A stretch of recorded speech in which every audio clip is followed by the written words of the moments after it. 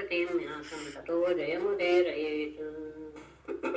ಇಂದಿನ ಬ್ರಹ್ಮನ ಸ್ತುತಿಯಲ್ಲಿ ನಾನು ನಿನ್ನ ಸೇವಕ ಎನ್ನುವ ಭಾವವನ್ನು ಇಟ್ಟುಕೊಂಡು ನನ್ನನ್ನು ಕ್ಷಮಿಸಿಬಿಡು. ಏಕೆಂದ್ರೆ ನಾನು ಒಂದು ಬ್ರಹ್ಮಾಂಡಕ್ಕೆ ಒಡೆಯ. ಅಂತಹ ಬ್ರಹ್ಮಾಂಡವೆಂಬ ಒಂದು ಘಟದಲ್ಲಿ ನಾನು 7 ಗೇಣಿನ ದೇಹವುಳ್ಳವನು. ಇಂತಹ ಅನೇಕ ಬ್ರಹ್ಮಾಂಡಗಳೆನ್ನುವಂಥದ್ದೆಲ್ಲೂ ಪರಮಾಣುಗಳ ರೂಪದಲ್ಲಿ ನಿನ್ನ ರೋಮರಂಧ್ರಗಳಲ್ಲಿ ಅವುಗಳು ಹೊರಗೆ ಬರ್ತಾ ಇವೆ. ರೋಮರಂಧ್ರಗಳಿಂದ ಹೊರಗೆ ಬರ್ತಾ ಇವೆ. ಹೇಗೆ ಕಿಟಕಿಗಳಲ್ಲೆಲ್ಲ ಒಳಗಿರುವಂತಹ ಧೂಳುಗಳು ಹೋಗುತ್ತೋ ಆ ರೀತಿಯಲ್ಲಿ ನಿನ್ನಿಂದ ಹೊರ ಬರ್ತಾ ಇವೆ. ನಾನು ಮಹಾ ಎಂಥವನು. ಆದರೆ ನಾನು ಯಾವ ರೀತಿಯಾಗಿ ನನ್ನ ಹತ್ರ ವ್ಯವಹಾರ ಮಾಡಿಬಿಟ್ಟೆ ಅದನ್ನ ನೋಡಿದ್ರೆ ಬಹಳ ನನಗೆ ಸಂಕೋಚ ಆಗುತ್ತೆ. ಆದರೆ ಮಗು ತಾಯಿಯನ್ನ ಹೊಟ್ಟೆಯಲ್ಲಿದ್ದಾಗ ಗರ್ಭದಲ್ಲಿದ್ದಾಗ ಹೋದ್ರೆ ಅದು ಅಪರಾಧ ಮಾಡಿದ ಹಾಗಾಗತ್ತೆ. ಮತ್ತೆ ಇದೇ ಇಲ್ಲ ಎನ್ನುವಂತಹ ವ್ಯವಹಾರ ಅಂದ್ರೆ ಭಾವಾನುಭಾವ. ಈ ರೀತಿಯಾದಂತಹ ವ್ಯವಹಾರಕ್ಕೆ ಯಾವುದೇ ಒಂದು ವಸ್ತು ಸಿಕ್ಕರೂ ಸಹ ಈ ವಸ್ತು ಇದೆ ಈ ವಸ್ತು ಇಲ್ಲ ಎನ್ನುವಂತಹ ಶಬ್ದ ಬಂದ ತಕ್ಷಣ ಅದು ನಿನ್ನಲ್ಲಿಯೇ ಇರುವಂತದ್ದೇ ಆಗಿರುತ್ತೆ ಹೊರತು ನಿನ್ನ ಉದರವನ್ನು ಬಿಟ್ಟು ಬೇರೆ ಯಾವುದು ಹೊರಗಡೆ ಇರೋದಕ್ಕೆ ಸಾಧ್ಯವೇ ಇಲ್ಲ. ಅಂದ್ರೆ ಎಲ್ಲ ಚರಾಚರಗಳು ನಿನ್ನ ಉದರದಲ್ಲಿಯೇ ಇರುವಂತಹವರು. ನಾನು ನಿನ್ನ ಉದರದಲ್ಲಿ ಅಂದ್ರೆ ಗರ್ಭದಲ್ಲಿರುವಂತಹ ಮಗುವಿನ ಹಾಗೆ ನಾನು ಸಹ ನಿನ್ನ ಉದರ ಮಗು ಮಾಡುವಂತಹ ಚೇಷ್ಟೆಯ ರೀತಿಯಲ್ಲಿ ನಾನು ಮಾಡಿದ್ದೇನೆ. ಅದನ್ನ ನನ್ನ ಕ್ಷಮಿಸಿಬಿಡು. 3 ಲೋಕಗಳು ನಾಶವಾದಂತಹ ಸಂದರ್ಭದಲ್ಲಿ ಪ್ರಳಯ ಕಾಲದಲ್ಲಿ ಸಮುದ್ರ ಜಲವೆಲ್ಲವೂ ಸಹ ಏಕವಾಗಿಬಿಟ್ಟಾಗ ಆ ನಾರಾಯಣನ ಉದರದ ನಾಭಿನಾಳದಿಂದ ಬ್ರಹ್ಮ ಹುಟ್ಟಿದ ಅಂತ ಎಲ್ಲ ಕಡೆ ಹೇಳ್ತಾರೆ. ಹೌದು, ಅದು ಸುಳ್ಳು ಅಲ್ಲ. ಯಾಕೆ? ನಿನ್ನಿಂದಲೇ ತಾನೇ ನಾನು ಜನಿಸಿರೋದು. ನಿನ್ನಿಂದ ನಾನು ಯದ್ಯಪಿ ಹೊರಗೆ ಬಂದರೂ ಸಹ ನಿನಗಿಂತ ಬೇರೆ ಕಡೆ ಅಂತ ಇರಕ್ ಸಾಧ್ಯವಿಲ್ಲ. ಯಾಕೆಂದ್ರೆ ಇರೋದು ಒಂದೇ ವಸ್ತು. ಹಾಗಾಗಿ ನಿನ್ನ ಉದರದಲ್ಲಿಯೇ ಇರೋದು. ಮತ್ತೆ ನಾರಾಯಣ ಶಬ್ದವನ್ನು ಅದ್ಭುತವಾಗಿ ತಗೊಂಡ್ಬಿಟ್ಟಿರೋದ್ರಲ್ಲಿ ನೀನು ನಾರಾಯಣ ಎಲ್ಲ ದೇವಿಗಳಿಗೂ ಎಲ್ಲ ಜೀವಿಗಳಿಗೂ ಸಹ ನೀನು ಆಶ್ರಯ. ಅಯನ ಎನ್ನುವ ಶಬ್ದ ತಗೊಂಡಿದ್ದಾರೆ. ಅಯನ ಎನ್ನುವುದ್ರೆ ಆಶ್ರಯ ಎನ್ನುವ ಅರ್ಥ. ಹಾಗೇನೆ ಅಷ್ಟೇ ಅಲ್ಲ, ಎಲ್ಲರಲ್ಲಿಯೂ ಒಂದು ರೀತಿಯಾದಂತಹ ಪ್ರವೃತ್ತಿ ಬರ್ತಾ ಇದೆ. ಅಂದ್ರೆ ಅದಕ್ಕೂ ಸಹ ನೀನೇ ಒಡೆಯ. ಎಲ್ಲ ಲೋಕವಕ್ಕೂ ಸಹ ನೀನು ಸಾಕ್ಷಿಭೂತನಾಗಿದೆಯಾ. ಮತ್ತೆ ಆ ನರತತ್ವದಿಂದ ಹೊರಬಂದಂತಹ ನೀರಿಗೂ ಸಹ ನೀನು, ಆ ನೀರೇ ನಿನಗೆ ಆಶ್ರಯ. ಅಂದ್ರೆ ಹಾಗೆ ಹೇಳಿದ್ರು ಸಹ ಅದು ತಪ್ಪೇ ಆಗುತ್ತೆ. ಯಾಕೆಂದ್ರೆ ನೀನ್ ಇಲ್ಲದೆ ಇರುವಂತಹ ಜಾಗವೇ ಇಲ್ಲ. ನೀನು ನೀರಲ್ಲಿ ಇದೆಯಾ ಅಂತ ಹೇಳಿಬೇಕಾದ್ರೆ ನಿನ್ನನ್ನು ಪರಿಚ್ಛಿನ್ನ ಮಾಡುವಂತ ಸಂದರ್ಭ ಬಂದ್ಬಿಡುತ್ತೆ. ಅದು ಸಹ ಅದು ಸರಿಯಲ್ಲ. ಇದೆಲ್ಲವೂ ಸಹ ಏನು, ಇದೆಲ್ಲ ಒಂದು ನಿನ್ನ ಮಾಯೆ. ಜಗತ್ತಿಗೆ ಆಶ್ರಯವಾದಂತಹ ನೀನು ಅಂತಹ ನಿನ್ನ ಮೂರ್ತಿ ಜಲದಲ್ಲಿ ಇದ್ದಿದ್ದೇ ಹೌದಾದ್ರೆ ಆದರೆ ನಾನು ಆ ಕಮಲದ ನಾಳದಿಂದ ಹೊರ ಬಂದ ತಕ್ಷಣ ನೀನ್ ನನಗೆ ಕಾಣಿಸ್ಲಿಲ್ಲ. ಯಾಕೆ?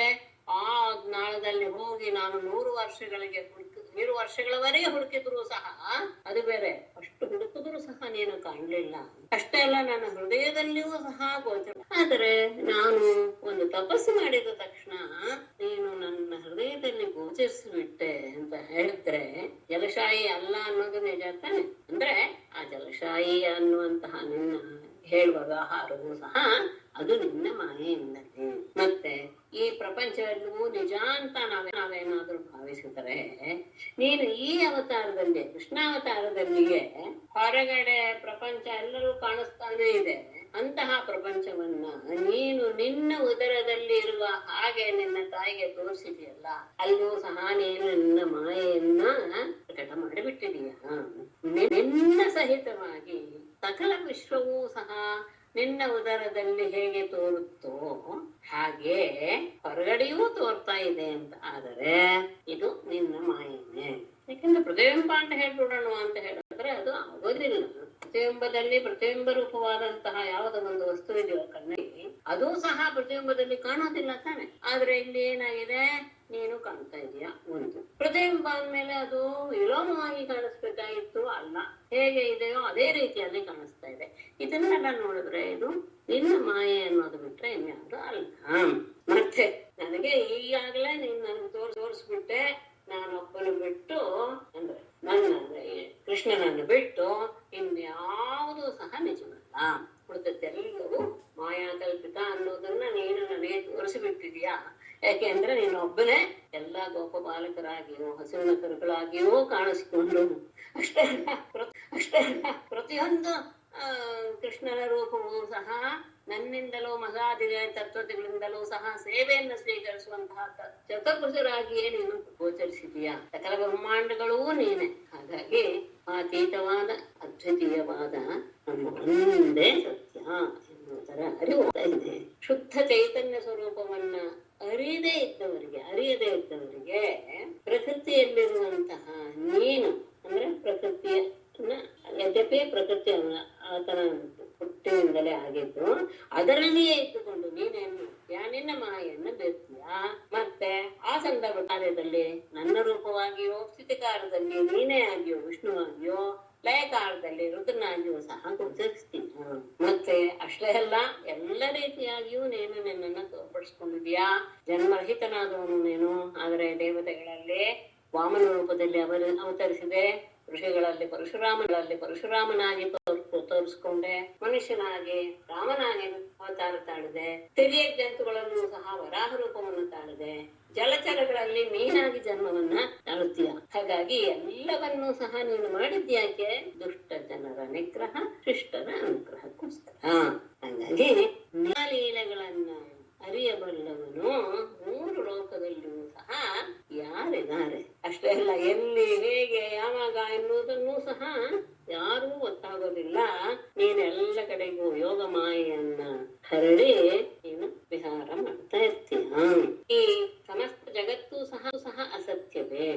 ಅದು ಸ್ವಪ್ನ ಸದೃಶ, ಚೈತನ್ಯ ರಹಿತ ಮತ್ತು ಅತ್ಯಂತ ದುಃಖಮಯ. ನಿತ್ಯನಾದ ಸುಖ ಸ್ವರೂಪನಾದ ಅನಂತನಾದ ನಿನ್ನಲ್ಲಿ ಈ ಜಗತ್ತು ಮಾಯಾವಶದಿಂದ ಹುಟ್ಟಿದರೂ ಸಹ ಸತ್ಯದ ಹಾಗೆಯೇ ಕಾಣಿಸ್ತಾ ಇದೆ. ಯಾಕೆ? ನೀನೊಬ್ಬನೇ ಸತ್ಯ, ನೀನೇ ಆತ್ಮ ಅಂದ್ರೆ ಕಣ್ಣಿಗೆ ಕಾಣದೇ ಇರುವಂತಹವನು, ಆತ್ಮ ಸ್ವರೂಪ, ಸನಾತನ ಪುರುಷ, ಸ್ವಯಂ ಪ್ರಕಾಶ, ಅನಂತ ಮತ್ತು ಆದ್ಯ. ನಿತ್ಯನೂ ಹೌದು, ನಾಶರಹಿತ ಆನಂದ ಘನ ಸ್ವರೂಪನಾಗಿದೆಯಾ, ನಿರಂಜನ, ಪೂರ್ಣ, ಅದ್ವೈತ, ಯಾವ ಉಪಾಧಿಯೂ ಸಹ ನಿನ್ನನ್ನ ಹೊಂದಲ್ಲ. ಅನಂತ ಸ್ವರೂಪವೂ ಸಹ ನೀನೆ ಆಗಿದೆಯಾ. ಇಂತಹ ನಿನ್ನನ್ನ ಸಕಲ ಜೀವಾತ್ಮರಿಗೂ ಸಹ ಪ್ರಧಾನನಾದಂತಹ ನಿನ್ನನ್ನ ಗುರುವೆನ್ನುವ ಸೂರ್ಯನ ಜ್ಞಾನವೆಂಬ ಕಣ್ಣನ್ನ ಸೂರ್ಯನಿಂದ ಗುರುವೆಂಬ ಸೂರ್ಯನಿಂದ ಜ್ಞಾನವೆಂಬ ಕಣ್ಣನ್ನು ಪಡೆದಂತಹ ಜನರು ಮಾತ್ರ ತಮ್ಮ ಪ್ರತ್ಯೇಗಾತ್ಮ ನೀನು ಅಂತ ತಿಳಿತಾರೆ. ಅವರು ಮಾತ್ರ ಸಂಸಾರವೆಂಬ ಈ ಅಮೃತ ಸಾಗರ, ಅದು ಬೇರೆ ಇದ್ಯಪಿ ಇಲ್ಲ ಆದ್ರೆ ಇದೆ ಅಂತ ತಿಳ್ಕೊಂಡು ಆ ಸಾಗರ ದಾಟ್ತಾರೋ ಎನ್ನುವ ಹಾಗೆ ಕಾಣುತ್ತೆ ಅಂತ ಹೇಳಿ ಇಲ್ಲಿ ಕೊನೆಯ ಒಂದು ಶಬ್ದವನ್ನ, ಕೊನೆಯ 24ನೇ ಶ್ಲೋಕದಲ್ಲಿ ತರಂತೀವ ಎನ್ನುವಂತಹ ಶಬ್ದವನ್ನ ಹಾಕಿರೋದು ಬಹಳ ಮುಖ್ಯ. ಅಂದ್ರೆ ಇಲ್ಲದೆ ಇರೋದನ್ನ ದಾಟೋದು ಹೇಗಪ್ಪ ಅಂದ್ರೆ ಅದನ್ನ ಮುಂದಿನ ಶ್ಲೋಕದಲ್ಲಿ ವಿವರಿಸ್ತಾರೆ. ಮತ್ತೆ ಅದು ಜ್ಞಾನದಿಂದ ದಾಟ್ತಾರೆ ಅಂತಾಯ್ತು. ಗುರುವೆಂಬ ಸೂರ್ಯನ ಮೂಲಕ ಸಿಕ್ಕಂತಹ ಜ್ಞಾನವೆಂಬ ದೃಷ್ಟಿಯಿಂದ ಅದನ್ನ ದಾಟ್ತಾರೆ. ಅಷ್ಟೇ ಅಲ್ಲ, ದಾಟಿದ ಹಾಗೆ ಭಾವಿಸ್ತಾರೆ. ಯಾವುದರಿಂದ ಅಂತ ಹೇಳಿದ್ರೆ, ಆತ್ಮ ಸ್ವರೂಪನಾದಂತಹವನು ನೀನು ಎನ್ನುವಂತಹ ಜ್ಞಾನದಿಂದ ಅಂತ ಇಲ್ಲಿ ಹಿಂದಿನ ಶ್ಲೋಕದಲ್ಲಿ 24ನೇ ಶ್ಲೋಕದಲ್ಲಿ ಈ 3 ವಿಷಯವನ್ನ ಹೇಳಿದ್ದಾರೆ. ಜ್ಞಾನದಿಂದ ದಾಟ್ತಾರೆ ಅಂತ ಒಂದು, ದಾಟಿ ಕಾಣುತ್ತೆ ಅನ್ನೋದು ಒಂದು. ಅಷ್ಟೇ ಅಲ್ಲ, ಆ ದಾಟಿದ ಹಾಗೆ ಕಾಣುವುದು ಯಾವುದರಿಂದ? ಜ್ಞಾನದಿಂದ ಅಂತಲ್ಲ.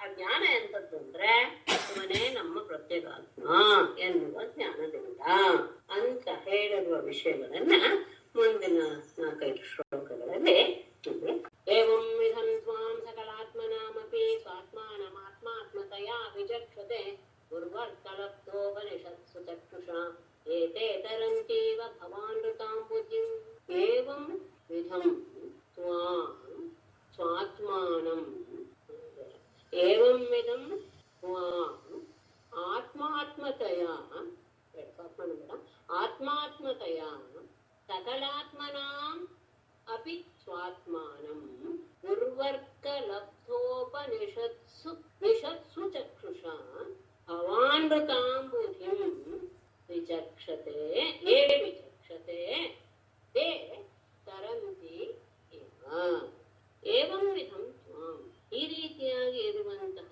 ನಿನ್ನನ್ನು ಆತ್ಮಾತ್ಮತೆಯ ತಮ್ಮ ಸ್ವರೂಪವನ್ನಾಗಿ ಆತ್ಮತೆಯ ತಮ್ಮ ಸ್ವರೂಪವನ್ನಾಗಿಯೇ ಅಷ್ಟೇ ಅಲ್ಲ ಸಕತ್ಮನಾಮಪಿ ಸ್ವಾತ್ಮಾನಂ ಎಲ್ಲ ಜೀವಿಗಳಲ್ಲಿಯೂ ಸಹ ಸ್ವಸ್ವರೂಪದಿಂದ ಇರುವಂತಹ ನಿನ್ನನ್ನ ಗುರುವರ್ಕಲಬ್ಧೋಪನಿಷತ್ ಸುಚಕ್ಷುಷ ನಿಷತ್ಸು ಅಲ್ಲ ನಿಷತ್ ಉಪನಿಷತ್ ಸುಚಕ್ಷುಷ ಗುರುವೆಂಬ ಸೂರ್ಯನಿಂದ ಹೊಂದಲ್ಪಟ್ಟಂತಹ ಆ ತತ್ವಜ್ಞಾನವೆಂಬ ದಿವ್ಯ ದೃಷ್ಟಿಯಿಂದ ಏ ವಿಚಕ್ಷತೆ ಯಾರು ನೋಡ್ತಾರೋ ತೇ ಅವರು ಭವಾನೃತಾಂ ಬುಧಿಂ ತರಂತಿ ಇವ ಈ ಸಂಸಾರವೆಂಬ ಅದೇನದು ನಿಜವಾಗಿ ಇಲ್ಲ, ಜಗತ್ತು ಅನ್ನೋದು ಸತ್ಯ ಅಲ್ಲ.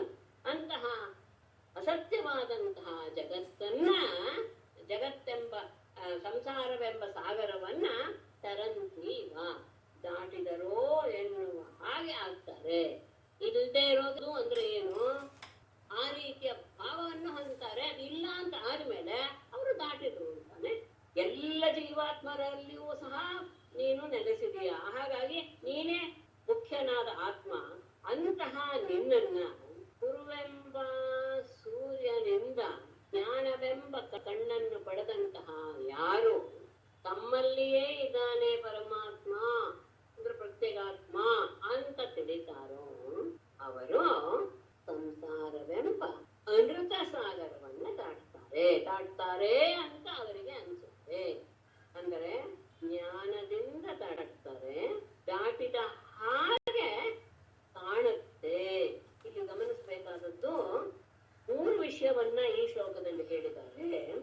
ಜ್ಞಾನ ಬಂದ ಮೇಲೆ ಅವರು ದಾಟ್ತಾರೆ, ದಾಟಿದ ಹಾಗೆ ಭಾಸವಾಗತ್ತೆ, ಅದು ಸಹ ಆ ಪರಮಾತ್ಮ ಬೇರೆ ಅಲ್ಲ, ಪ್ರತ್ಯೇಕಾತ್ಮ ಬೇರೆ ಬೇರೆ ಅಲ್ಲ ಎನ್ನುವಂತಹ ಜ್ಞಾನವನ್ನು ಪಡೆದದ್ದು ಎನ್ನುವ ಶಬ್ದವನ್ನ ಹಾಕಿ ಹೇಳಿದ್ದಾರೆ.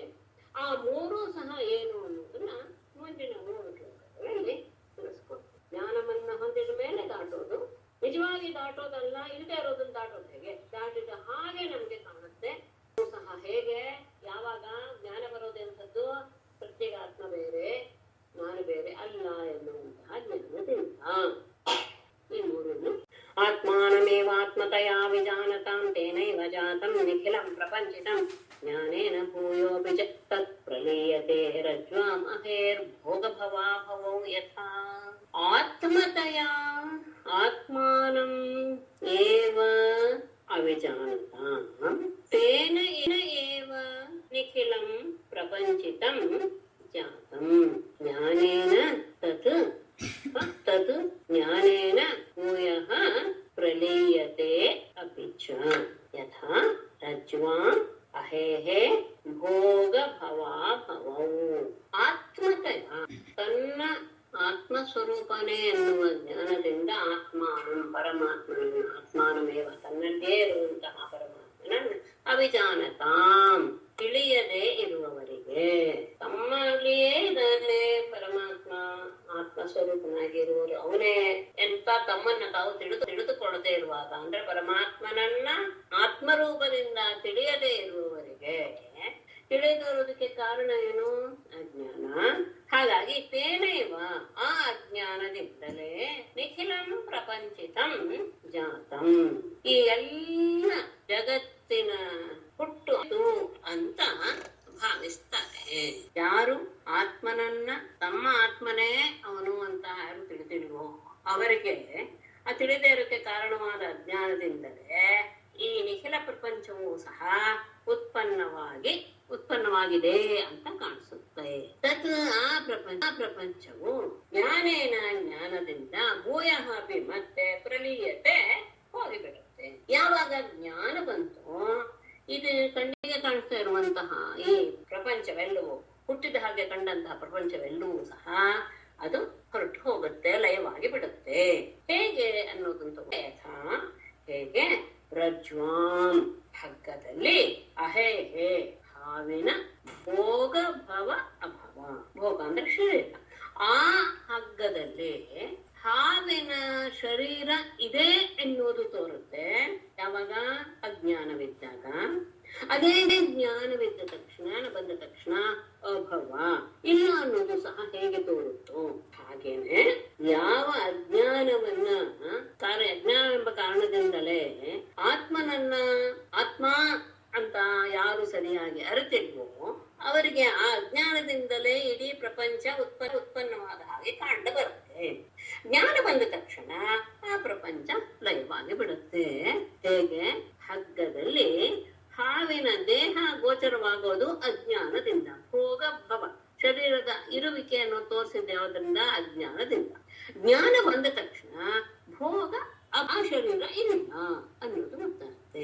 ಯದ್ಯಪಿ ಅಲ್ಲಿ ಅಷ್ಟೊತ್ತವರೆಗೂ ಹಾವು ಅಂತಾನೆ ಭಾವಿಸಿದಂತಹ ಹಗ್ಗ ಇದ್ದಕ್ಕಿದ್ದ ಹಾಗೆ ನಮಗೆ ಜ್ಞಾನ ಬಂದ ತಕ್ಷಣ ಅಂದ್ರೆ ಅದರ ಬಗ್ಗೆ ಯಾವ ಅರಿವು ಬೇಕೋ ಅದನ್ನ ನಾವು ತಂದುಕೊಂಡಾಗ, ಅಂದ್ರೆ ಮಸುಕಾಗಿದ್ದಂತಹ ಸಂದರ್ಭದಲ್ಲಿ ಒಂದು ಹಾವನ್ನು ನೋಡಿದಾಗ, ಹಗ್ಗವನ್ನು ನೋಡಿದಾಗ ಹಾವು ಎನ್ನುವಂತಹ ಭ್ರಮೆ ಉಂಟಾಗುತ್ತೆ.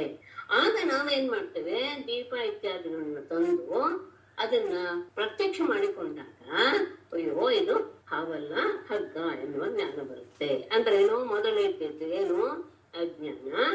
ಆ ಅಜ್ಞಾನದಿಂದ ಅಲ್ಲಿ ಹಾವಿನ ಶರೀರ ಕಂಡು ಯಾವಾಗ ಜ್ಞಾನ ಬಂತೋ, ಯಾವುದೋ ಒಂದು ಸಾಧನದಿಂದ ಒಂದು ಜ್ಞಾನ ಬಂತೋ ಆಗ ಅದು ಹಾವು ಅಲ್ಲ. ಅಂದ್ರೆ ಅದು ಹಾವಿನ ಶರೀರ ಕಂಡಿತ್ತು ಅಜ್ಞಾನದಿಂದ. ಜ್ಞಾನ ಬಂದ ತಕ್ಷಣ ಅದು ಹಾವಿನ ಶರೀರ ಅಲ್ಲ ಎನ್ನುವುದು ಹೇಗೆ ಬರುತ್ತೋ ಹಾಗೆ ಮೊದಲು ಆತ್ಮ ಅಂತಾನೆ ತಿಳಿದೇ ಇರುವಂತೆ ಈ ಪ್ರಪಂಚವೆಲ್ಲವೂ ಹುಟ್ಟಿದೆ ಅಂತ ಭಾವಿಸ್ತಾನೆ ಆ ಜ್ಞಾನದಿಂದ. ಯಾವಾಗ ಜ್ಞಾನ ಬಂತೋ ಅದೆಲ್ಲವೂ ಸಹ ಭ್ರಮೆ ಅಂತ ಅವನಲ್ಲಿ ಅದರ ಬಗ್ಗೆ ಪೂರ್ತಿಯಾಗಿ ಏನು ಆ ಭಾವ ಲಯವಾಗಿ ಹೋಗಿಬಿಡುತ್ತೆ ಅಂತ ಹೇಳ್ತಾರೆ. ಮುಂದೆ ವಿಷಯವನ್ನು ತಿಳ್ತಾರೆ. ಹೇಗೆ ಇದನ್ನ ನಾವು ಮೊದಲು ತಗೊಂಡಿದ್ದು ಜ್ಞಾನೇನ ತರತಿ ಅಂತ ತಗೊಂಡಾಗ ಜ್ಞಾನ ಬಂದ ತಕ್ಷಣ ಈ ಸಂಸಾರ ಸಮುದ್ರವನ್ನ ದಾಟ್ತಾನೆ. ಈಗ ದಾಟ್ತಾನೆ ಅನ್ನೋದು ಒಂದನ್ನು ತಗೊಂಡಿಗೆ ಆಯ್ತು, ಜ್ಞಾನದಿಂದ ದಾಟ್ತಾರೆ ಅಂತ. ತರಂತಿ ಇವ ಎನ್ನುವುದನ್ನ ಮುಂದಿನ ಶ್ಲೋಕದಿಂದ ತೋರಿಸ್ತಾ ಇದ್ದಾರೆ. ಅಜ್ಞಾನ ಸಂನೋ ಭವಬಂಧ ಮೋಕ್ಷೋ ದ್ವೌನಾಮನಾನ್ಯೋ ಋತಜ್ಞ ಭಾಮಾತ್ ಅಜಸ್ರಚಿತ್ ಆತ್ಮನಿ ಕೇವಲೇ ಪರೇ ವಿಚಾರ್ಯಮಾಣೆ ತರಣಾ ವಿವಾಹನಿ. ಭವಬಂಧ ಮೋಕ್ಷೋ ಅಜ್ಞಾನ ಸಂಜ್ಞೌ ಋತಜ್ಞ ಭಾವಾತ್ ಅನ್ಯೋ ನಾಮ ನ ಸ್ತಃ ಅಜಸ್ರಚಿತಿ ಕೇವಲೇ ಪರೇ ಆತ್ಮನೇ ವಿಚಾರ್ಯಮಾಣೆ ಅಹನಿ ತರಣೌ ಇವ. ಅಹನಿ ತರಣೌ ಇವ. ಜ್ಞಾನದಿಂದ ದಾಟುತ್ತಾರೆ ಅಂತ ಹೇಳಿದ್ರೆ ಆದರೆ ಅದನ್ನ ತರಂತಿ ಇವ ಎನ್ನುವ ಶಬ್ದವನ್ನು ಬಳಸುತ್ತಿರಲ್ಲ. ಯಾಕೆ ಅಂದ್ರೆ ಭವಬಂಧ ಮೋಕ್ಷವು, ಭವ ಅಂದ್ರೆ ಸಂಸಾರದ ಬಂಧ ಅಂದ್ರೆ ಬಂಧನ, ಅದರಿಂದ ಬಿಡುಗಡೆ ಮೋಕ್ಷ.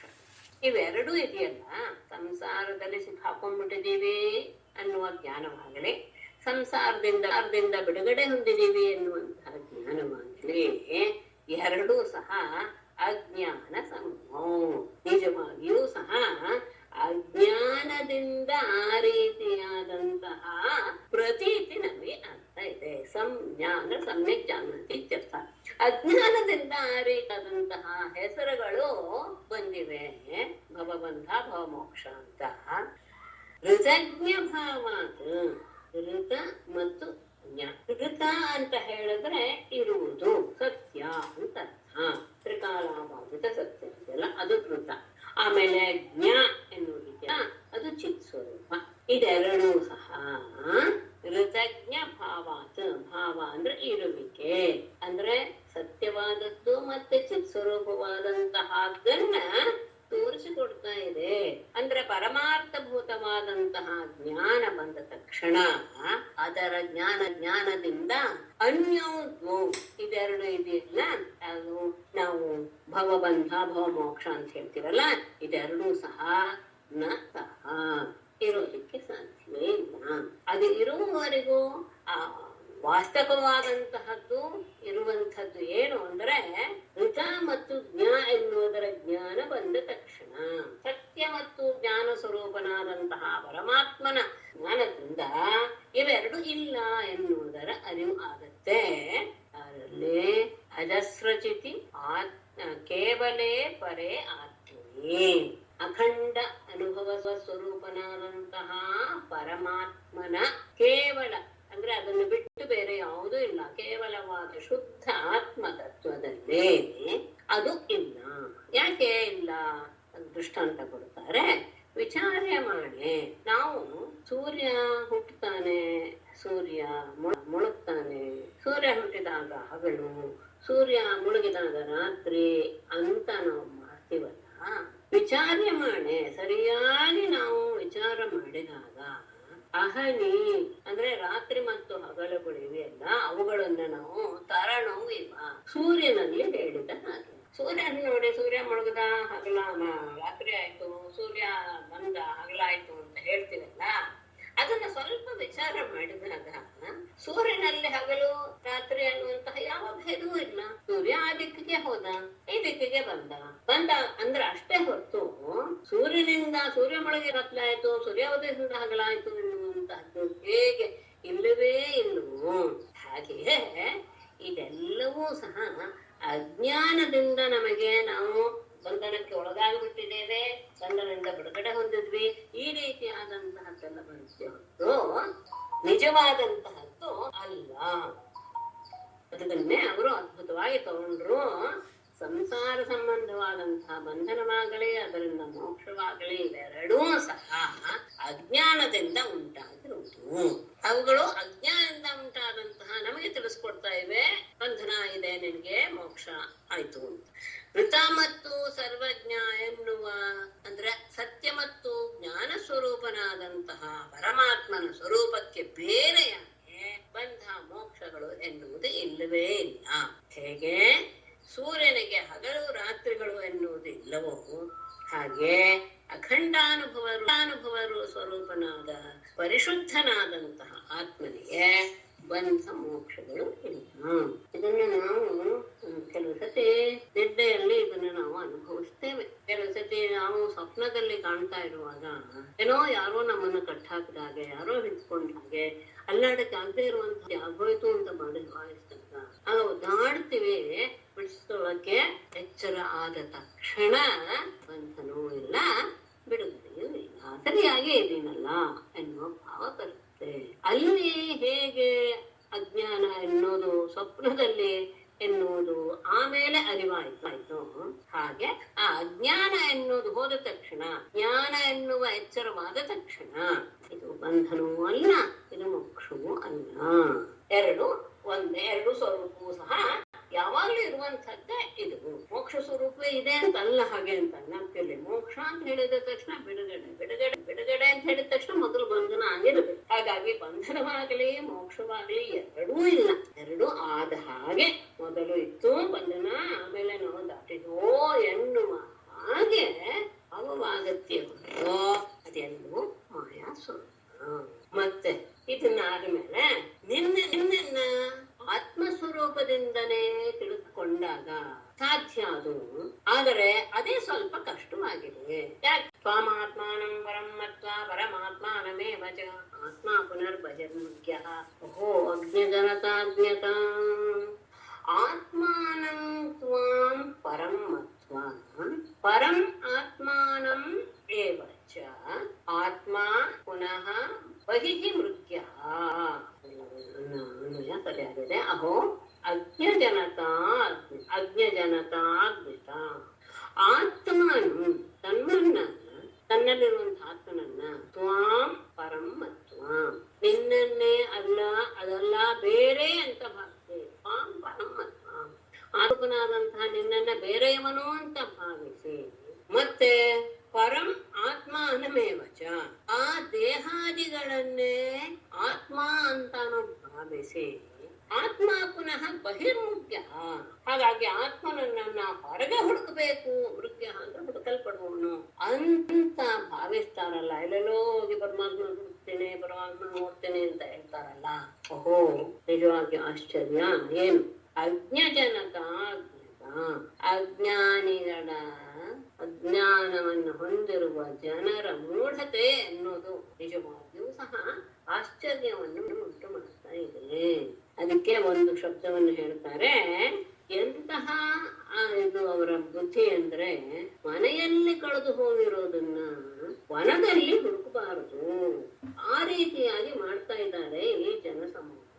ಯದ್ಯಪಿ ನಮ್ಮಲ್ಲಿಯೇ ಇರುವಂತಹ ಆತ್ಮನನ್ನ ನಿನ್ನನ್ನ ಬೇರೆ ಯಾರೋ ಅಂತ ತಿಳ್ಕೊಂಡು ದೇಹವನ್ನ ಆತ್ಮ ಅಂತ ಭಾವಿಸಿ ಆ ಆತ್ಮನನ್ನು ಹುಡುಕಬೇಕು ಅಂತ ಒದ್ದಾಡ್ತಾರಲ್ಲ, ನಿಜವಾಗಿಯೂ ಅವರನ್ನು ನೋಡಿದ್ರೆ ತುಂಬಾ ಆಶ್ಚರ್ಯವಾಗತ್ತೆ. ಎಂತಹ ಅಜ್ಞಾನಪ್ಪ ಈ ಅಜ್ಞಾನಿಗಳಿಗೆ ಎಂತಹ ಅಜ್ಞಾನಪ್ಪ ಅಂತ ಅನ್ಸುತ್ತೆ. ಅಂದ್ರೆ ಮನೆಯಲ್ಲಿ ಕಳೆದು ಹೋಗಿರೋದನ್ನ, ಅಂದ್ರೆ ನನ್ನಲ್ಲಿಯೇ ಇರುವಂತಹದ್ದು ನನಗೆ ಕಾಣಿಸ್ತಾ ಇಲ್ಲ ಅನ್ನೋದನ್ನ ನನ್ನಲ್ಲಿಯೇ ಹುಡುಕೋಬೇಕು. ಹೊರಗಡೆ ಎಲ್ಲ ವನದಲ್ಲಿ ಹೋಗಿ ಹುಡುಕ್ತೇನೆ ಪರಮಾತ್ಮನನ್ನ ಅನ್ನೋದು ಸರಿಯಲ್ಲ. ಆದ್ರೆ ಈ ಅಜ್ಞಾನ ಅನ್ನೋದು ಜನರಲ್ಲಿ ಸಹಜವಾಗಿ ಬಂದುಬಿಟ್ಟಿದೆ. ಅದನ್ನು ನೋಡೋದು ಬಹಳ ಅರಿವಾಗುತ್ತೆ. ಮುಂದಿನ ಹಾಗಾದ್ರೆ ಯೋಗಿಗಳು ಹೇಗೆ ಕಂಡುಹಿಡ್ಕೊಂಡ್ರು ಅಂದ್ರೆ ಅದ್ಭುತವಾದಂತಹ ಶ್ಲೋಕ. ಅಂತರ್ಭವೇನಂತ ಭವಂತಮೇವ ತ್ಯಜಂತೋ ಮೃಗಯಂತಿ ಸಂತಃ ಅಸಂತಮಪ್ಯಂತ್ಯಹಿ ಮಂತರೇಣ ಸಂತಂ ಗುಣಂ ತಂ ಕಿಮು ಯಂತಿ ಸಂತಃ. ಅನಂತ ಸಂತಃ ಅಂತರ್ಭವೇ ಏವ ಅದತು ತ್ಯಜಂತಃ ಭಂತಂ ಮೃಗಯಂತಿ ಅಂತಿ ಅಸಂತಂ ಅಪಿ ಅಹಿಂ ಅಂತರೇಣ ಸಂತಂ ಗುಣಂ ತಂ ಸಂತಃ ಯಂತಿ ಕಿಮು ಅಥವಾ ಕಿಮು ಯಂತಿ. ಅದ್ಭುತವಾದಂತಹ ವಿಷಯ ಹೇಳಿದ್ದಾರೆ. ಅನಂತ ಎಲ್ಲ ಕಡೆ ಇರುವಂತಹ ಶಬ್ದ ಹೇಳಬೇಕು. ಅನಂತ ಅನಂತ ಏನು ಸಂತಹ ಸಜ್ಜನರಾದವರು. ನಿನ್ನನ್ನು ಹುಡುಕೋದು ಹೇಗೆ? ಅವರು ಸಜ್ಜನರಾದವರು ಅಂದ್ರೆ ಮಹಾಪುರುಷರು, ಯೋಗಿಗಳು ಅಂತ ಅರ್ಥ. ಸಜ್ಜನ ಅಂದ್ರೆ ಲೋಕದಲ್ಲಿರುವಂತಹ ಇದಲ್ಲ, ಸೌಜನ್ಯ ಇರುವಂತಹದ್ದು. ಯೋಗಿಗಳು ಪರಮಾತ್ಮನನ್ನ ಅರಿತವರು. ಅವ್ರು ಹೇಗೆ ಕಂಡುಹಿಡ್ಕೊಂಡ್ರು ನಿನ್ನನ್ನು? ಅಂತರ್ಭವೇ ಅಂದ್ರೆ ನನ್ನಲ್ಲಿಯೇ ಗಮನಿಸಿ, ಇಲ್ಲಿ ಭವ ಶಬ್ದಕ್ಕೆ ಈ ಶರೀರ ಅಂತ ಅರ್ಥ. ಅಂತರ್ಭವೇ ಅಂದ್ರೆ ಈ ಶರೀರದಲ್ಲಿಯೇ. ಅಂತರ್ಭವೇ ಏವ ಅತತ್ಯಜಂತಹ. ಅತತ್ ಅಂದ್ರೆ ಈ ದೇಹದಲ್ಲಿ ಎರಡೂ ಇದೆ. ಏನು ಚೈತನ್ಯವೂ ಇದೆ, ಜಡವೂ ಇದೆ. ಜಡ ಈ ದೇಹ. ಆ ದೇಹವನ್ನ ತ್ಯಜಂತಹ ಬಿಟ್ಟು, ಅಂದ್ರೆ ಈ ದೇಹದಲ್ಲಿಯೇ ನೀನು ಇದನ್ನ ಜಡವೂ ಇದೆ.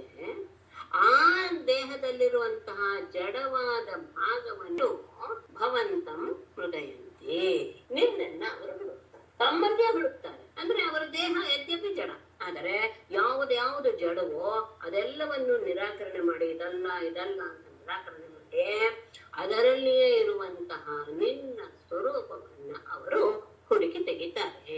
ಯಾಕೆ ಅಂತ ಹೇಳಿದ್ರೆ, ಇರೋದನ್ನ ಹಾಗೆ ತಿಳ್ಕೊಳ್ಬಹುದಲ್ಲ ಅಂತ ಹೇಳಿದ್ರೆ, ಅತತ್ಯಜಂತಹ ಯಾಕೆ ಅಂದ್ರೆ ಅಂತಿ ಹತ್ತಿರದಲ್ಲಿಯೇ ಅಸಂತಮಪಿ ಇಲ್ಲದೆ ಇರುವಂತಹ ಅಹಿಂ ಮತ್ತೆ ಹಾವು ಹಗ್ಗ ನಾಪಿಟ್ಕೊಳ್ಳಿ. ಯದ್ಯಪಿ ನಮ್ಮ ಹತ್ತಿರ ಇರುವಂತಹದ್ದು ಎದುರೇ ಕಾಣ್ತಾ ಇರುವಂತದ್ದು ಹಗ್ಗ, ಅದರಲ್ಲಿ ನಾವು ಹಾವನ್ನು ನೋಡ್ತಾ ಇದ್ದೀವಿ. ಯದ್ಯಪಿ ಅದು ನಮ್ಮ ಸಮೀಪದಲ್ಲಿ ಇಲ್ಲ, ಆದರೆ ಅಂತರೇಣ ಇಲ್ಲ ಎನ್ನುವುದರ ಇಲ್ಲದೆ, ಇಲ್ಲ ಎನ್ನುವುದು ಇಲ್ಲದೆ ಅಂದ್ರೆ ನಿಷೇಧವನ್ನು ಮಾಡದೆ, ಸಂತಂ ಗುಣಂ ಅದರಲ್ಲಿರುವಂತಹ ಗುಣ ಶಬ್ದಕ್ಕೆ ಹಗ್ಗ ಅಂತಾರೆ. ಅಂತಹ ತಂ ಅದನ್ನ ಸಂತಹ ಸತ್ಪುರುಷನಾದವನು ಅಂದ್ರೆ ಲೋಕದಲ್ಲಿರುವಂತಹ ಪುರುಷನು ಎಂತಿಕಿಮು ತಿಳಿಯಬಲ್ಲನೆ. ಯದ್ಯಪಿ ನಮ್ಮ ಹತ್ತಿರದಲ್ಲಿರುವಂತಹದ್ದು ನಮಗೆ ಹಾವು ಎನ್ನುವಂತಹ ಭ್ರಮೆಯನ್ನು ಉಂಟು ಮಾಡ್ತಾ ಇದೆ. ಅವನ್ನು ಅಲ್ಲದೆ ಅದರಲ್ಲಿರುವಂತಹ ನಾವು ಹಗ್ಗವನ್ನು ತಿಳಿಬೇಕಾದ್ರೆ ಮೊದಲು ನಮ್ಮ ಮನಸ್ಸಿಗೆ ಏನು ಬರಬೇಕು? ಇದು ಹಾವು ಅಲ್ಲ ಎನ್ನುವ ನಿಷೇಧಾತ್ಮಕವಾದಂತಹ ಜ್ಞಾನ ಬರಲೇಬೇಕು. ಇದನ್ನೇ ಇಟ್ಕೊಂಡು ಅವ್ರು ಹೇಳೋದು, ನಮ್ಮಲ್ಲಿಯೇ ಪರಮಾತ್ಮ ಇದ್ದಾನೆ, ನಮ್ಮಲ್ಲಿಯೇ ಆ ಅಜ್ಞಾನವಂತ ಜಡವೂ ಇದೆ. ಆ ಜಡ ಸ್ವರೂಪವೆಲ್ಲವೂ ಸಹ ಪರಮಾತ್ಮನೆಲ್ಲ ನೇತಿ ನೇತಿ ನೇತಿ ಎನ್ನುವಂತಹ ಜ್ಞಾನದಿಂದ ಅದೆಲ್ಲವನ್ನೂ ಸಹ ದೂರ ಮಾಡಿ ಅದೆಲ್ಲವೂ ಅಲ್ಲದೆ ಇರುವುದು ಯಾವುದೋ ಒಂದು ಇದೆಯಲ್ಲ ಚೇತನ ಸ್ವರೂಪ, ಅದೇನೆ ಪರಮಾತ್ಮ ಅಂತ ತಿಳ್ಕೊಳ್ತಾರೆ. ಇರೋದನ್ನ ಸುಮ್ಮನೆ ತಿಳ್ಕೊಳ್ಬಹುದಲ್ಲ ಅಂದ್ರೆ ಅಷ್ಟು ಸುಲಭ ಅಲ್ಲ ಅದು. ಹೇಗೆ ಅಂದ್ರೆ ಹಾವು ಎನ್ನುವ ಜ್ಞಾನ ನಮಗೆ ಹಗ್ಗದಲ್ಲಿ ಬಂದು ಬಿಟ್ಟಿದೆ ಅಂತ ಆದಾಗ ಮೊದಲು ಅದು ಹಾವು ಅಲ್ಲ ಎನ್ನುವ ನಿಷೇಧಾತ್ಮಕವಾದ ಜ್ಞಾನ ನಮಗೆ ಬರಬೇಕು. ಬಂದ ಮೇಲೇನೆ ಅದರ ನಿಜ ಸ್ವರೂಪವಾದಂತಹ ಹಗ್ಗದ ಜ್ಞಾನವನ್ನು ಪಡಿತೆ. ಅಂದ್ರೆ ನಿಷೇಧವಿಲ್ಲದೆ ಇದು ಅಲ್ಲ ಎನ್ನುವ ಜ್ಞಾನವಿಲ್ಲದೆ ಇದು ಎನ್ನುವಂತ ಬರೋಕೆ ಸಾಧ್ಯ ಇಲ್ಲ. ನಮಗೆ ಯಾವ ಭ್ರಮೆ ಬಂದ್ಬಿಟ್ಟಿತ್ತೋ ಆ ಜ್ಞಾನ ಮೊದಲು ಹೋಗಬೇಕು. ಹೋದ ಮೇಲೆನೆ ಅದರ ನಿಜವಾದಂತಹ ಅರಿವು ನಮಗೆ ಆಗಿದೆ. ಅದ್ಭುತವಾದಂತು ಬ್ರಹ್ಮನಿಷ್ಠೆ ಮಾತ್ರ ಶ್ರೇಷ್ಠ ಮಟ್ಟದ್ದು. ಪುನಃ ಪುನಃ ಪುನಃ ಪುನಃ ಹೇಳ್ತೇನೆ ಅಂತ ತಪ್ಪು ತಿಳಿಯೋದು ಬೇಡ. ಪುನಃ ಪುನಃ ಅದನ್ನ ಓದಿದರೇನೆ, ಓದಿದ್ದು ಅಷ್ಟೇ ಅಲ್ಲ ಅದನ್ನ ಮನಸ್ಸಿನಲ್ಲಿ ವಿಚಾರ ಮಾಡೋಕೆ ಶುರು ಮಾಡ್ಬೇಕು, ಮನನ ಮಾಡೋದಕ್ಕೆ ಶುರು. ಹಾಗಾದಾಗಲೇ ಇದೆಲ್ಲವೂ ಸಹ ನಮ್ಮಲ್ಲಿ ಎಲ್ಲೋ ಕಿಂಚಿತ್ ಜ್ಞಾನವನ್ನ ಕೊಡಕ್ಕೆ ಸಾಧ್ಯ. ಹಾಗಾಗಿ ನಿಷೇಧ ಬುದ್ಧಿಯಿಂದ ಮಾತ್ರನೇ ನಿನ್ನ ಸರಿಯಾದ ಅಂದ್ರೆ ಯಾವುದೇ ಒಂದು ಸರಿಯಾದ ಜ್ಞಾನವನ್ನು ಕೊಡಕ್ಕೆ ಸಾಧ್ಯ. ಆದರೂ ಸಹ ಹಾಗಾದ್ರೆ ಸಿಕ್ಕಿಬಿಡುತ್ತೆ ಅಷ್ಟು ಸುಲಭವಾಗಿ ಅಂದ್ರೆ ಇಲ್ಲ, ಅದಕ್ಕೆ ನಿನ್ನ ಅನುಗ್ರಹ ಬೇಕೇ ಬೇಕು. ಹೌದು, ಇಲ್ಲ ಇಲ್ಲ ಅಂತ ಹೇಳಿ ಜ್ಞಾನ ಬಂದ್ಬಿಡುತ್ತೆ ಅಂದ್ರೆ ಅಥಾಪಿ ತೇ ದೇವ ಪದಾಂಬುಜದ್ವಯ ಪ್ರಸಾದಲೇಶಾನುಗೃಹೀತ ಏವ ಹಿ ಜ್ಞಾನಾತಿ ತತ್ವಂ ಭಗವನ್ ಮಹಿಮ್ನಃ ನ ಚಾನ್ಯ ಏಕೋಪಿ ಚಿರಂ ವಿಚಿನ್ವನ್. ಹೌದು, ಜ್ಞಾನದಿಂದಲೇ ನಾವು ಇದನ್ನ ಪಡೆದುಕೊಂಡು ಏನು ನಮ್ಮ ದೇಹ ಅದಲ್ಲ, ನಮ್ಮ ದೇಹದಲ್ಲಿರುವ ಒಂದು ಶಕ್ತಿನೇ ಪರಮಾತ್ಮ ಅಂತ ತಿಳಿದುಕೊಂಡ ಮೇಲೆ ಆಯ್ತಲ್ಲ, ಮೋಕ್ಷ ಬಂತಲ್ಲ. ಇನ್ನೇನು ಅಂದರೆ ಅಷ್ಟು ಸುಲಭವಲ್ಲ. ಅದಕ್ಕೆ ಪರಮಾತ್ಮನ ಅನುಗ್ರಹ ಬೇಕು. ಅದು ಇಲ್ಲದೆ ಅದು ಜ್ಞಾನವು ಬರಲ್ಲ. ಜ್ಞಾನದಿಂದ ನಮಗೆ ನಿಜವಾದಂತಹ ವಸ್ತುವಿನ ತತ್ವವೂ ಸಹ ಗೊತ್ತಾಗುತ್ತೆ. ಅಥಾಪಿ ಅನ್ವಯ ಅಥಾಪಿ ದೇವ ತೇ ಪದಾಂಬುಜದ್ವಯ ಪ್ರಸಾದಲೇಶಾನುಗೃಹೀತಃ ಏವ ಭಗವನ್ ಮಹಿಮ್ನಃ ತತ್ವಂ ಜಾನಾತಿ ನ ಚ ಅನ್ಯಃ ಏಕಃ ಅಪಿ ಚಿರಂ ವಿಚಿನ್ವನ್. ಅಥವಾ ಏಕಃ ಬೇಡ, ಅದು ಸರಿ ಅನ್ವಯ ಆಗ್ಲಿಲ್ಲ, ಹಾಗಾಗಿ ಹೀಗೆ ಹೇಳಿದ್ದೀನಿ. ನೋಡೋಣ. ಅಥಾಪಿ ಆದರೂ ಸಹ ದೇವ ಪರಮಾತ್ಮನೇ ತೇ ನಿನ್ನ ಪದಾಂಬುಜ ದ್ವಯ ಪ್ರಸಾದೇಶ ಅನುಗ್ರಹೀತ ಏವ ನಿನ್ನ ಪಾದ ಕಮಲಗಳ ಅನುಗ್ರಹ ಎನ್ನುವುದು ಲೇಷ ಅತ್ಯಂತ ಸ್ವಲ್ಪವಾದರೂ ಸಹ ಬಂದ ನಿನ್ನ ಅನುಗ್ರಹ ಎನ್ನುವುದು ಸ್ವಲ್ಪವಾಗಿಯೂ ಸಹ ಅವನಿಗೆ ಸಿಕ್ಕಿದಾಗೆ ಅಂದ್ರೆ ನಿನ್ನ ಪ್ರಸಾದದ ಅಥವಾ ನಿನ್ನ ಅನುಗ್ರಹದ ಲೇಷವನ್ನಾದರೂ ಸಹ ಅವನು ಪಡೆದಿದ್ದೇ ಹೋದಾದರೆ ವ್ಯಕ್ತಿ ಆಗ ಭಗವನ್ ಮಹಿಮ್ನಃ ನಿನ್ನ ನಿಜವಾದ ಸ್ವರೂಪದ ಮಹಿಮೆಯ ತತ್ವಂ ಸ್ವರೂಪವನ್ನ ಅಥವಾ ನಿನ್ನ ಸ್ವರೂಪದ ಮಹಿಮೆಯ ತತ್ವವನ್ನ ಜಾನಾತಿ ತಿಳಿದುಕೊಳ್ತಾನೆ. ನಚ ಅನ್ಯ ಬೇರೆ ಅವನು ಸಹ ಅದನ್ನ ತಿಳಿದುಕೊಳ್ಳೋದಕ್ಕೆ ಸಾಧ್ಯ ಇಲ್ಲ. ಅವನು ಎಂಥವನಾಗಿರ್ಬೋದು. ಏಕಃ ಅಪಿ ಚಿರಂ ವಿಚಿನ್ನನ್. ಯಾವನೊಬ್ಬ ಬಹಳ ಕಾಲ ನಿನ್ನನ್ನು ಹುಡುಕ್ತೀನಿ ಅಂತ ಹೊರಟರೂ ಸಹ, ನಿನ್ನನ್ನು ತಿಳ್ಕೊಳ್ತೀನಿ ಅಂತ ಹೊರಟರೂ ಸಹ ಅವನು ನಿನ್ನನ್ನ ನಿಜವಾಗಿ ನೋಡಲಾರ. ನಿನ್ನ ಪಾದ ಕಮಲಗಳ ಪ್ರಸಾದದ ಲೇಷದ ಅನುಗ್ರಹ ಆ ವ್ಯಕ್ತಿಗೆ ಆದರೆ ಮಾತ್ರ ನಿನ್ನ ಭಗವಂತನ ಮಹಿಮೆಯ ತತ್ವವನ್ನ ಅವನು ಅರಿಯೋದಕ್ಕೆ ಸಾಧ್ಯ. ನಿನ್ನ ಅನುಗ್ರಹ ಇಲ್ಲದೆ ಇರುವಂತಹ ವ್ಯಕ್ತಿ ಅವನು ಎಷ್ಟು ಕಾಲಗಳು ಅವನು ಅನ್ವೇಷಣೆ ಮಾಡಿದ್ರು ಸಹ, ಎಷ್ಟು ಜನ್ಮಗಳು ತಗೊಂಡು ಬಂದು ಅನ್ವೇಷಣೆ ಮಾಡಿದ್ರು ಸಹ ನಿನ್ನ ನಿಜವಾದ ಸ್ವರೂಪವನ್ನ ಅವನು ತಿಳಿದುಕೊಳ್ಳಲಾರ. ಹಾಗಾಗಿ ಜ್ಞಾನದಿಂದಲೇ ಮೋಕ್ಷ ಹೌದು, ಆದರೆ ಅಲ್ಲಿ ಭಕ್ತಿಯ ಅಂಶ ಇದ್ದಾಗ ಮಾತ್ರ, ನಿನ್ನನ್ನ ಆರಾಧಿಸಿದಾಗ ನೀನು ಅವನಲ್ಲಿ ಅನುಗ್ರಹ ಮಾಡಿದಾಗ ಮಾತ್ರ ಅದು ಅವನಲ್ಲಿ ಅರಿವನ್ನು ಉಂಟು ಮಾಡೋದಕ್ಕೆ ಸಾಧ್ಯ ಹೊರತು ಕೇವಲ ನಾನು ಹುಡುಕ್ತೇನೆ, ನಾನಾಗೆ ಹುಡುಕ್ತೇನೆ ಎಲ್ಲವನ್ನೂ ಅಂತ ಹೊರಟ್ರೆ ಅವನು ಎಂದಿಗೂ ಸಹ ನಿನ್ನ ನಿಜವಾದ ಸ್ವರೂಪವನ್ನ ಪಡೆಯೋದಕ್ಕೆ ಸಾಧ್ಯ ಇಲ್ಲ. ಇಂಥದ್ದೇ ಸಾಧನೆ ಇಟ್ಕೊಳ್ಳಿ. ಆದರೆ ಹಿಂದೆ ತುಂಬಾನೇ ಬಂತು, ಆತ ಎಡುವಂತಹ ಸಾಧ್ಯತೆ ತುಂಬಾ ಇರುತ್ತೆ. ಹಾಗಾಗಿ ನಿನ್ನ ಮಾಡಿದಾಗ ಮಾತ್ರ ಅವನಿಗೆ ಈ ಪರಿಪೂರ್ಣವಾದ ಜ್ಞಾನ ಬರೋದಕ್ಕೆ ಸಾಧ್ಯ. ಹಾಗಾಗಿ ತದಸ್ತು ಮೇ ನಾಥ ಸಭೂರಿ ಭಾಗ ಭವೇತ್ರ ಮಾನ್ಯತ್ರ ದುವಾತಿರಶ್ಚಾಂ ಏನಾಹಮೇಕೋಪಿ ಭವಜ್ಜನಾನ ಭೂತ್ವಾ ನಿಷೇವೆ ತವ ಪಾದಪಲ್ಲವಂ ತತ್ ನಾಥ ಸಹ ಭೂರಿ ಭಾಗ ಮೇ ಅಸ್ತು ಅತ್ರ ಭವೆ ಅನ್ಯತ್ರ ವಾ ತಿರಶ್ಚಾಂ ವಾ ಯೇನ ಅಹಂ ಭವಜ್ಜನಾನಾಂ ಏಕಃ ಅಪಿ ಭೂತ್ವಾ ತವ ಪಾದಪಲ್ಲವಂ ನಿಷೇಧೆ. ನನಗೆ ಅಂತಹ ಭಾಗ್ಯ ಎನ್ನುವುದು ಸಿಗಲಿ. ತತ್ ಆದ್ದರಿಂದ ನಾಥ ಪರಮಾತ್ಮನೇ ಸಹ ಭೂರಿಭಾಗ ಮೇ ಅಸ್ತು ಅಂತಹ ಅತ್ಯಂತ ಉತ್ತಮವಾದಂತಹ ನಿನ್ನ ಪಾದ ಕಮಲವನ್ನ ಸೇವಿಸುವಂತಹ ಒಂದು ಸೌಭಾಗ್ಯ ನನಗ ಆಗಲಿ. ಅತ್ರ ಭವೆ ಈ ಜನ್ಮದಲ್ಲಾಗಲಿ ಅನ್ಯತ್ರವ ಬೇರೆ ಜನ್ಮದಲ್ಲಾಗಲಿ ಅಥವಾ ತಿರಶ್ಚಾಮ ಪಶುಪಕ್ಷಿಗಳಾಗಿ ಹುಟ್ಟಿದಾಗ್ಲಾಗ್ಲಿ ಯಾವುದೇ ಅದರ ಒಂದು ಜನ್ಮದಲ್ಲಿ ಆಗಿರ್ಲಿ ಏನ ಯಾವ ನಿನ್ನ ಆ ಭಕ್ತಿಯಿಂದ ಭಾಗ್ಯದ ಯಾವ ನಿನ್ನ ಆ ನನ್ನಲ್ಲಿ ಕರುಣಿಸುವಂತಹ ಭಾಗ್ಯದಿಂದ ಅಹಂ ನಾನು ಭವಜ್ಜನಾನಾಂ ನಿನ್ನ ಭಕ್ತ ಸಮೂಹಗಳ ಮಧ್ಯದಲ್ಲಿ ಏಕಃ ಅಪಿ ಅವನು ಒಬ್ಬ ಭಕ್ತನಾಗಿ ನಾನು ಸೇರ್ಕೊಂಡು ಭೂತ್ವ ಹಾಗೆ ತವ ಪಾದ ಪಲ್ಲವಂ ನಿಷೇವೆ ನಿನ್ನ ಪಾದ ಕಮಲವನ್ನ ಸೇವೆ ಮಾಡಬೇಕು ಅಂತಹ ಭಾಗ್ಯ ನನ್ನದಾಗಲಿ. ನಿನ್ನ ಪಾದ ಕಮಲವನ್ನ ಸೇವಿಸುವಂತಹ ಮಹಾ ಸೌಭಾಗ್ಯ ನನ್ನದಾಗಲಿ. ಅದು ನಾನೀಗಿರುವಂತಹ ಬ್ರಹ್ಮಜನ್ಮದಲ್ಲೇ ಆಗಿರ್ಬಹುದು ಅಥವಾ ಇನ್ನೊಂದು ಜನ್ಮದಲ್ಲಿ ಆಗಿರ್ಬಹುದು ಅಥವಾ ಯಾವ್ದಾದ್ರು ಪಕ್ಷಿ ಪ್ರಾಣಿಗಳ ಜನ್ಮದಲ್ಲಿ ಆದ್ರೂ ಆಗ್ಬಹುದು. ಯಾವ್ದಾದ್ರೂ ಸರಿ, ಯಾವುದೇ ಜನ್ಮದಲ್ಲಿ ನಿನ್ನ ಭಕ್ತರಲ್ಲಿ ಒಬ್ಬನಾಗಿ ನಾನು ನಿನ್ನನ್ನು ಸೇವಿಸುವಂತೆ ಆಗಲಿ. ಯಾಕೆ ಅಂದ್ರೆ ಇಲ್ಲಿರುವಂತವ್ರು ನಿಜವಾಗ್ಲೂ ಎಂತಹ ಪುಣ್ಯ ಮಾಡಿರು. ಅಹೋತಿ ಧನ್ಯ ವ್ರಜಗೋರಮಣ್ಯ ಸ್ತನ್ಯಾಮೃತಂ ಪೀತಮತೀವತೆ ಮುದ ಯಾಸಾಂ ನಿರ್ಭೋವತ್ಸತರಾತ್ಮಜಾತ್ಮನ ಯತೃಪ್ತಯೇತ್ಯಾಪಿ ನಚಾರಮಧ್ವರಾಃ. ಅಹೋ ವ್ರಜಗೋರಮಣ್ಯಃ ಅತಿಧನ್ಯಾಃ ವಿಭೋ ಯಾಸಾಂ ಸ್ತನ್ಯಾಮೃತಂ ವತ್ಸತರಾತ್ಮಜಾತ್ಮನ ಅತೀವ ಮುದಾ ತೇ ಪೀತಂ ಯತ್ ತೃಪ್ತಯೇ ಅದ್ಯಾಪಿ ಅಧ್ವರಾಃ ನ ಚ ನಲಂ. ಯಾವುದೇ ದೇವತೆಯ ಜನ್ಮವಾಗಲಿ ಬಹಳ ಶ್ರೇಷ್ಠ ಅಂತ ನಾವು ಭಾವಿಸ್ತೇವೆ. ಆದರೆ ಇಲ್ಲಿ ನೋಡಿದರೆ ಒಂದು ಹಸುವಾಗಿ ಹುಟ್ಟುವುದು ಸಹ ಬಹಳ ಪುಣ್ಯ ಅನ್ನೋದು ಗೊತ್ತಾಗ್ತಾ ಇದೆ. ಅಹೋ ಆಶ್ಚರ್ಯ. ವ್ರಜಗೋರಮಣ್ಯ ಈ ವ್ರಜದಲ್ಲಿ ಗೋಕುಲದಲ್ಲಿ ಹುಟ್ಟಿದಂತಹ ಗೋ ರಮಣ್ಯ ಹಸುಗಳು ಎತ್ತುಗಳು ಎಲ್ಲವೂ ಸಹ ರಮಣ್ಯ ಸ್ತ್ರೀಯರು ಎಲ್ಲರೂ ಸಹ ಅತಿಸನ್ಯ ಅತ್ಯಂತ ಧನ್ಯರಾದವರು.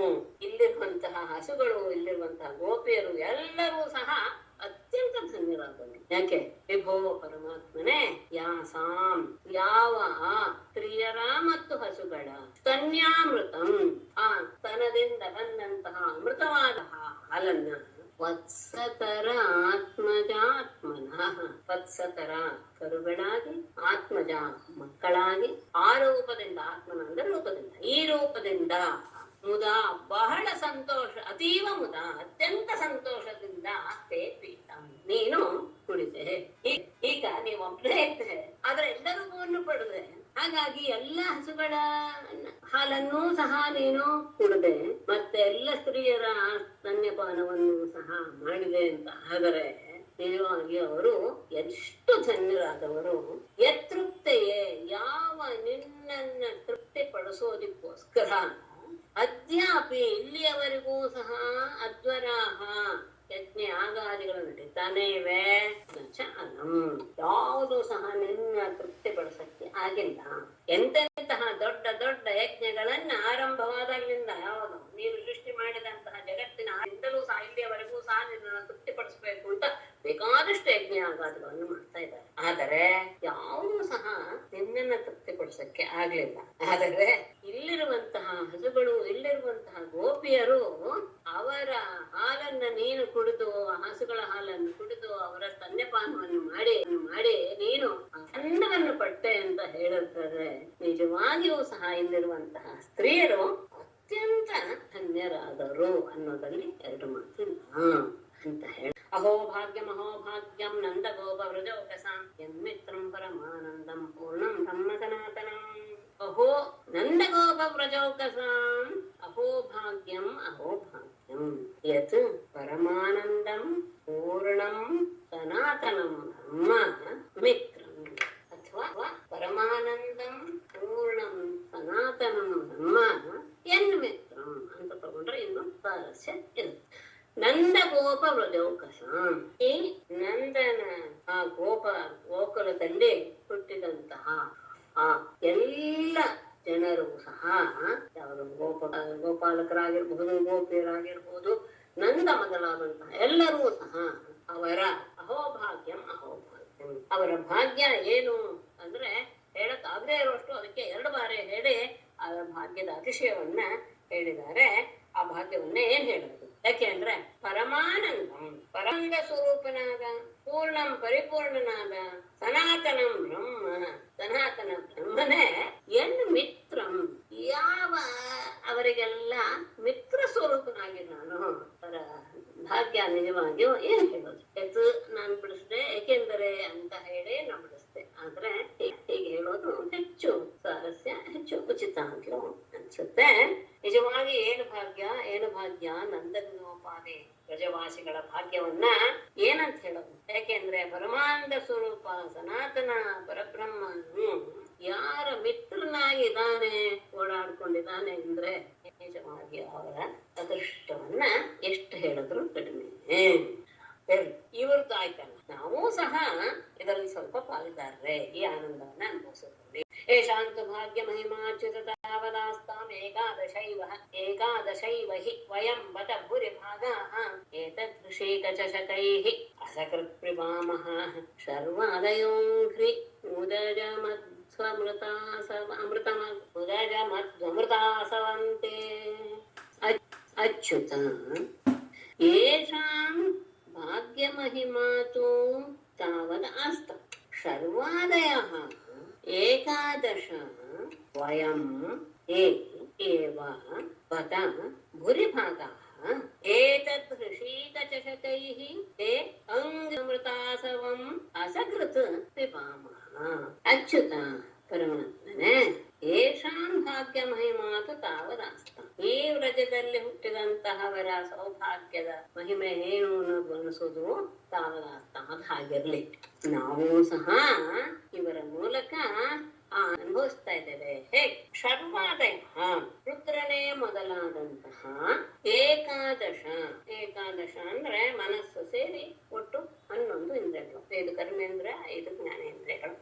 ಎಲ್ಲ ಇಂದ್ರಿಯಗಳಿಗೂ ಸಹ ಒಬ್ಬೊಬ್ಬರು ಅಧಿದೇವತೆ ಇರ್ತಾರೆ. ಆ ದೇವತೆಗಳು ಯಾಕೆಂದ್ರೆ ಶರ್ವಣನ್ನ ಮರೆತುಕೊಂಡ್ರು ಶರ್ವ ಅನ್ನುವನು ಅಹಂಕಾರಕ್ಕೆ ದೇವರಿಂದ ರುದ್ರ ಶಿವ ಅವನು. ಆಮೇಲೆ ಇಲ್ಲಿ ಸ್ವಲ್ಪ ವಿಚಾರ ಇದೆ, ಅದನ್ನ ಆಮೇಲೆ ಹೇಳ್ತೇನೆ. ಏಕಾದಶ 11 ಇಂದ್ರಿಯಗಳ ಅಧಿಷ್ಠಾತೃ ದೇವತೆಗಳು ಮತ್ತು ವಯಂ ನಾವು ಸಹ ಬತ ನಿಜವಾಗಿ ಅಂದ್ರೆ ಆಶ್ಚರ್ಯವನ್ನ ಅಹೋ ಎನ್ನುವ ಆಶ್ಚರ್ಯ ಗುರಿಭಾಗ ನಿಜವಾಗಿಯೂ ಸಹ ನಾವು ಸಹ ಬಹಳ ಭಾಗ್ಯವನ್ನ ಸೌಭಾಗ್ಯವನ್ನು ಹೊಂದಿದೇವಲ್ಲವೇ. ರುದ್ರ ಒಂದು ಜನ ಇಂದ್ರಿಯಾದ ಅಧಿದೇವತೆಗಳು ಮತ್ತು ನಾವು ಅಂದ್ರೆ ಒಟ್ಟು ಎಷ್ಟಾಯ್ತು? 14 ಆಯ್ತು. ಅವೆಲ್ಲ ಹೇಗೆ ಅಂದ್ರೆ ಏತತ್ ಹೃಷೀಕ ಚಷಕೈ, ಈ ಇಂದ್ರಿಯಗಳೆಂಬ ಪಾನಪಾತ್ರಗಳಿಂದ ತೇ ನಿನ್ನ ಅಂಗ್ರಿ ಉದಜ ಮಧು ಅಮೃತ ಆಸಮಂ, ನಿನ್ನ ಪಾದಗಳೆಂಬುದೇ ನೀರು, ನೀರಿನಲ್ಲಿ ಹುಟ್ಟಿದಂತಹ ಅಂದ್ರೆ ಕಮಲಗಳು ಅಂತ ಅರ್ಥ.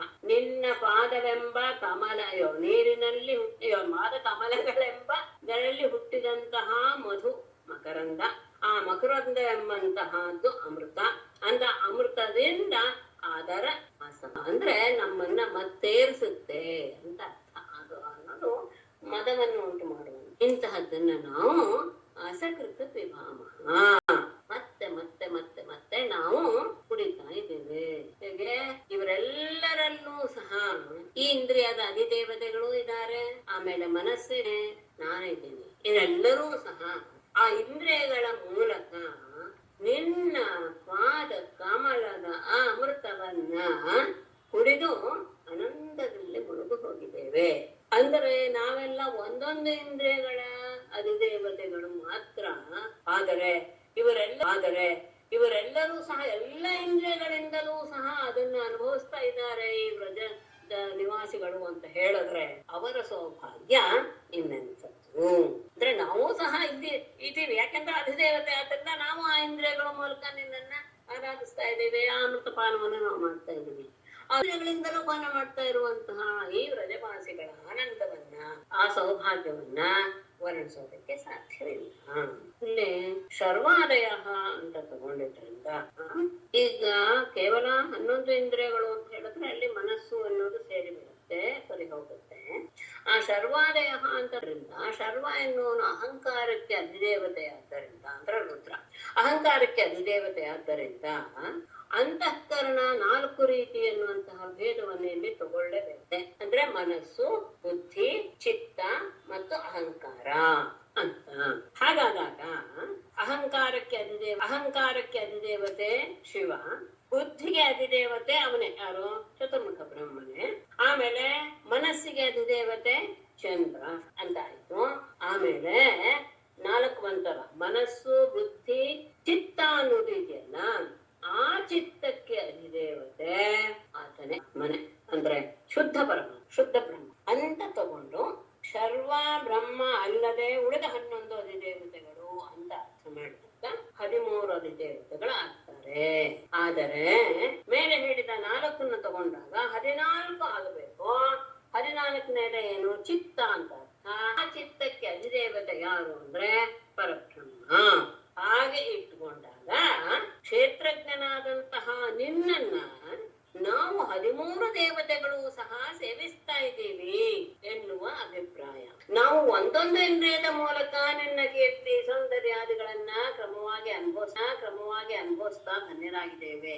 ಆದ್ರೆ ಈ ಎಲ್ಲ ಇಂದ್ರಿಯಗಳಿಂದಲೂ ನಿನ್ನನ್ನು ಸೇವಿಸುವಂತಹ ವ್ರಜವಾಸಿಗಳು ನಿಜವಾಗಿಯೂ ಎಂತಹ ಸೌಭಾಗ್ಯವನ್ನು ಹೊಂದಿದವರು ಅಂತ ಊಹಿಸಕ್ಕೂ ಸಹ ಸಾಧ್ಯವಿಲ್ಲ. ಅಂದ್ರೆ ಇದರಲ್ಲಿ ನಮ್ಮದು ಸ್ವಲ್ಪ ಆನಂದ ಇದೆ ನಮಗೂ.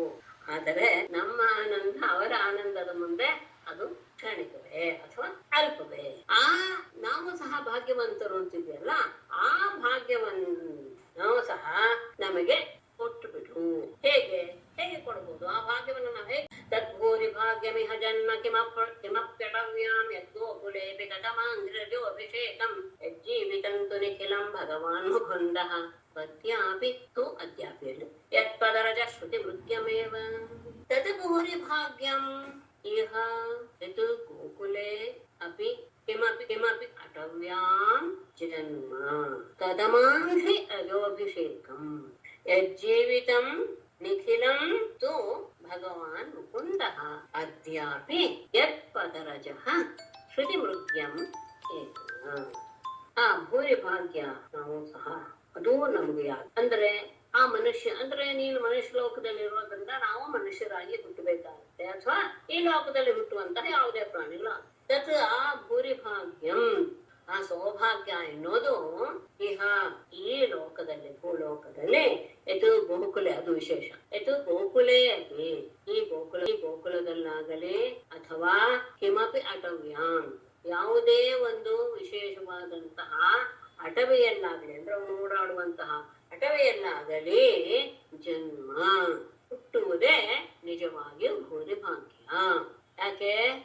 ಕದಮಾಂಘ್ರಿ ರಜೋಭಿಷೇಕಂ, ಅಲ್ಲಿ ಹುಟ್ಟಿದಾಗ, ಯಾವುದೇ ಜನ್ಮವಾಗ್ಲಿ ಅಲ್ಲಿ ಹುಟ್ಟಿದಾಗ ಕದಮ ಅಂಘ್ರಿ ರಜೋಭಿಷೇಕಂ, ಯಾರದ್ದಾದರೂ ಪರಮಾತ್ಮನ ಭಕ್ತನ ಪಾದದ ಧೂಳು ನಮ್ಮ ಮೇಲೆ ಬೀಳಬಹುದು, ಅಭಿಷೇಕವಾಗಬಹುದು. ಆ ಧೂಳು ಬಿದ್ರೇನೆ ಸಾಕು, ಪವಿತ್ರರಾಗಿ ಬಿಡ್ತೇವೆ. ಯಾಕೆ ಅನ್ನೋದು ಮೊದಲು ಕೊನೆ ಸಾಲ ಹೇಳ್ತಾರೆ. ಇವ್ರೆಂಥವ್ರು? ಯಾವನೋ ಒಬ್ಬನ ಪಾದ ಧೂಳಿನ ಮೇಲೆ ಅಭಿಷೇಕವಾಗ್ಬಿಟ್ರು ಪವಿತ್ರನಾಗ್ತೀಯ ಅಂದ್ರೆ ಆಗ್ತೀನಿ. ಯಾಕೆಂದ್ರೆ ಇಲ್ಲಿರೋರು ಎಂಥವ್ರು? ಯಜ್ಜೀವಿತಂ ನಿಖಿಲಂ, ಯಾವ ಈ ವ್ರಜವಾಸಿಗಳ ಸಂಪೂರ್ಣ ಜೀವನವು ಭಗವಾನ್ ಮುಕುಂದ ಏವ, ಪರಮಾತ್ಮನೇ ಆಗಿಬಿಟ್ಟಿದ್ದಾನೆ. ಪೂಜ್ಯನಾದಂತಹ ಮುಕುಂದನೇ ಎಲ್ಲರ ಜೀವನ, ತಮ್ಮ ಜೀವನ ಬೇರೆ ಪರಮಾತ್ಮ ಬೇರೆ ಅಂತ ಅವ್ರು ಅನ್ಕೊಂಡೇ ಇಲ್ಲ. ಅವರ ಜೀವನ ಅನ್ನೋದು ಪರಮಾತ್ಮನೇ. ಯಾಕೆ ಹಾಗಾದ್ರೆ ಅಂತಹ ಪರಮಾತ್ಮನೇ ಆದಾಗ ಪರಮಾತ್ಮನ ಆ ತರ ಪಾದದ ಧೂಳಿ ನಮ್ಮ ಮೇಲೆ ಬಿದ್ದು ಅಭಿಷೇಕವಾದರೂ ಅದು ದೊಡ್ಡ ಭಾಗ್ಯವೇ. ಯಾಕೆಂದ್ರೆ ಅದ್ಯಾಪಿ ಇಂದಿಗೂ ಸಹ ಯತ್ ಪದರಜ, ಯಾವ ಪರಮಾತ್ಮನ ಪಾದದ ಧೂಳು ಶ್ರುತಿ ಮೃತ್ಯಮೇವ, ಶ್ರುತಿಗಳೂ ಸಹ ಅಂದ್ರೆ ಅಷ್ಟು ಸುಲಭವಾಗಿ ಅವನ ಪಾದದ ಧೂಳು ನಮ್ಮಲ್ಲಿ ಹೋದಿಲ್ಲ. ಯಾಕೆಂದ್ರೆ ಅವನ ಪಾದದ ಧೂಳಿಯನ್ನು ವೇದಗಳು ಇಂದಿಗೂ ಸಹ ಹುಡುಕ್ತಾನೆ ಇವೆ. ಹಾಗೆ ಇರುವಾಗ ಇಲ್ಲಿ ಹುಟ್ಟಿದಂತಹನೇ ಒಬ್ಬ ಪ್ರಜನಿವಾಸಿಯ ಪಾದದ ಧೂಳಿಯಿಂದ ಅಭಿಷೇಕವಾಗುವಂತಹ ಜನ್ಮ ಯಾವುದೇ ಆಗಿರಲಿ ಅದು ಉತ್ತಮವೇ. ಯಾಕೆ ಅಂದ್ರೆ ಈ ಗೋಕುಲವಾಸಿಗಳಂತ ಎಲ್ಲ ಸಂಪೂರ್ಣ ಜೀವನವೇ ಭಗವಂತನ ಮುಕುಂದನಿಗೋಸ್ಕರವೇ ಅವರು ತಮ್ಮ ಜೀವನ ಎತ್ತಿಟ್ಟು ಬಿಟ್ಟಿದ್ದಾರೆ. ತಮ್ಮ ಜೀವನ ಬೇರೆ ಅಂತ ಅವರು ಭಾವಿಸಿಯೇ ಇಲ್ಲ. ಅಂತಹ ಪರ ಭಕ್ತಿಯನ್ನು ಹೊಂದಿದಂತಹ ಭಕ್ತರ ಒಂದು ಪಾದದ ಧೂಳಿ ನಮ್ಮ ಮೇಲೆ ಅಭಿಷೇಕವಾದರೂ ಅದು ನಮಗೆ ನಿಜವಾಗಿಯೂ ಕೃತಾರ್ಥತೆಯನ್ನು ಉಂಟು ಮಾಡುತ್ತೆ. ಯಾಕೆಂದ್ರೆ ಆತನ ಪಾದದ ಧೂಳು ಅಷ್ಟು ಸುಲಭವಾಗಿ ಸಿಗುವಂತದ್ದಲ್ಲ. ಅದನ್ನು ಈಗಲೂ ಸಹ ವೇದಗಳು ಸಹ ಹುಡುಕ್ತಾನೆ ಅಂತ ಹೇಳಿ ಮುಂದಿನ ಶ್ಲೋಕ ಅದ್ಭುತವಾಗಿ ಹೇಳ್ಬಿಟ್ಟಿದ್ದಾನೆ. ಏಷಾಂ ಘೋಷ ನಿವಾಸಿನಾಮುತ ಭವಾನ್ ಕಿಂ ದೇವರಾತೆ ದಿನಶ್ಚೇದೋ ವಿಶ್ವಫಲಾತ್ ಫಲಂ ತದಪರಂ ಅಪ್ಯಯನ್ನು ಮುಹ್ಯತಿ ತದ್ದೇಶಾದಿವ ಪೂತನಾಪಿ ಸಕುಲ ತ್ವಾಮೇವ ದೇವಾ ಪಿತಾ ಯದ್ಧಾಮಾರ್ಥ ಸುರತ್ ಪ್ರಿಯಾತ್ಮತನಯ ಪ್ರಾಣಾಶಯಾಃ ತತ್ಕೃತೆ. ಏಷಾಂ ಘೋಷ ಭವಾನ್ ದೇವ ದೇವರಾತ ಅನ್ನೋಳು ದೇವ ಬೇರೆ ಪದ. ದೇವ ಏಷಾನ್ ಘೋಷ ನಿವಾಸಿನ ಭವಾನ್ ಕಿಂ ರಾತ ವಿಶ್ವಫಲಾತ್ ತ್ವದಪರಂ ಫಲಂ ಕಿಂ ರಾತ ಇತಿ ನಃ ಚೇತಃ ಪುತ್ರಾಪಿ ಅಯತ್ ಪುಣ್ಯಪುಂಸದಿಂದ ಅಯತ್ ಮುಹ್ಯತಿ ದೇವ. ಮತ್ತೆ ಮೂರನೇ ಸಲಲ್ಲಿದೆ ದೇವ ಸದ್ವೇಷಾತ್ ಇವ ಪೂತನ ಸಕುಲಾ ಅಪಿ ತ್ವಾಂ ಏವ ಆಪಿತಾ ಯದ್ಧಾಮಾರ್ಥ ಭರತ್ಪ್ರಿಯಾತ್ಮತನಯ ಪ್ರಾಣಾಶಯಾಃ ತತ್ಕೃತೆ. ಅದ್ಭುತವಾಗಿ ಹೇಳಿದಾನೆ ದೇವ ಪರಮಾತ್ಮನೇ. ಏಷಾಂ ಎಂತಹ ಭಾಗ್ಯವಂತರು ಇವರು. ಹೌದು, ಅಷ್ಟೇ ಅಲ್ಲ, ಅವರೆಲ್ಲರೂ ನಿನ್ನನ್ನು ಹೇಗೆ ಆರಾಧಿಸ್ತಾ ಇದ್ದಾರೆ. ಏಷಾಂ ಘೋಷ ನಿವಾಸಿನ, ಈ ಗೋಕುಲದಲ್ಲಿ ವಾಸ ಮಾಡ್ತಾ ಇರುವಂತಹ ಜನರಿಗೆ ಅಹೋ ಭವಾನ್ ನೀನು ಕಿಂ ರಾತ. ರಾತ ಅಂದ್ರೆ ಕೊಡುವವನು, ರೈತಾನೆ ಅಂದ್ರೆ ಭವಿಷ್ಯತ್ ಕಾಲ. ಇದು ಲೋಟ್ಲಕಾರ. ಏನು ಕೊಡ್ತೀಯಾ ಎಂತದ್ದು? ವಿಶ್ವಫಲಾತ್.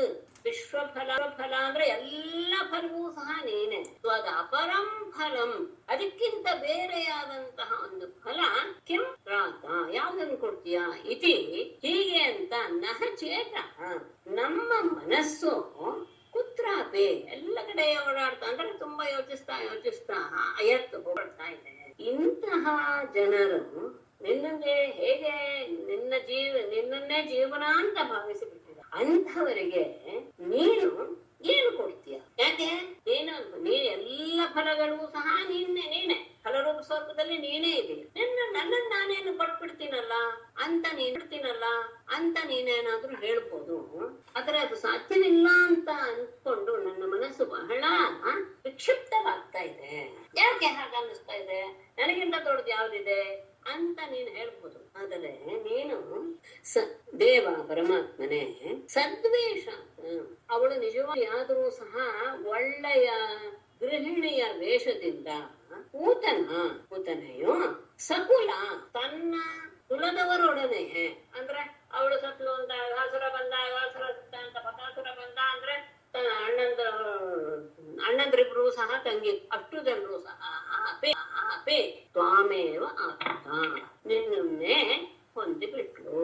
ತಮ್ಮ ಕುಲದವರೊಡನೆ ನಿನ್ನನ್ನು ಹೊಂದಿಬಿಟ್ಟಳು. ಅಂದ್ರೆ ನಿನ್ನ ಸ್ವರೂಪವನ್ನು ಅವಳು ಪಡೆದುಕೊಂಡ್ಬಿಟ್ಟು, ಅಂದರೆ ಅವಳು ತನ್ನ ನಿಜವಾದ ರೂಪವನ್ನ ಮರೆಮಾಚಿ ಸಾಧ್ವಿಯ ಹಾಗೆ ಬಂದು ಅದ್ರ ಮನಸ್ಸು ಅತ್ಯಂತ ಕ್ರೂರವಾದಂತಹ ಭಾವನೆಯನ್ನು ಹೊಂದಿತ್ತು.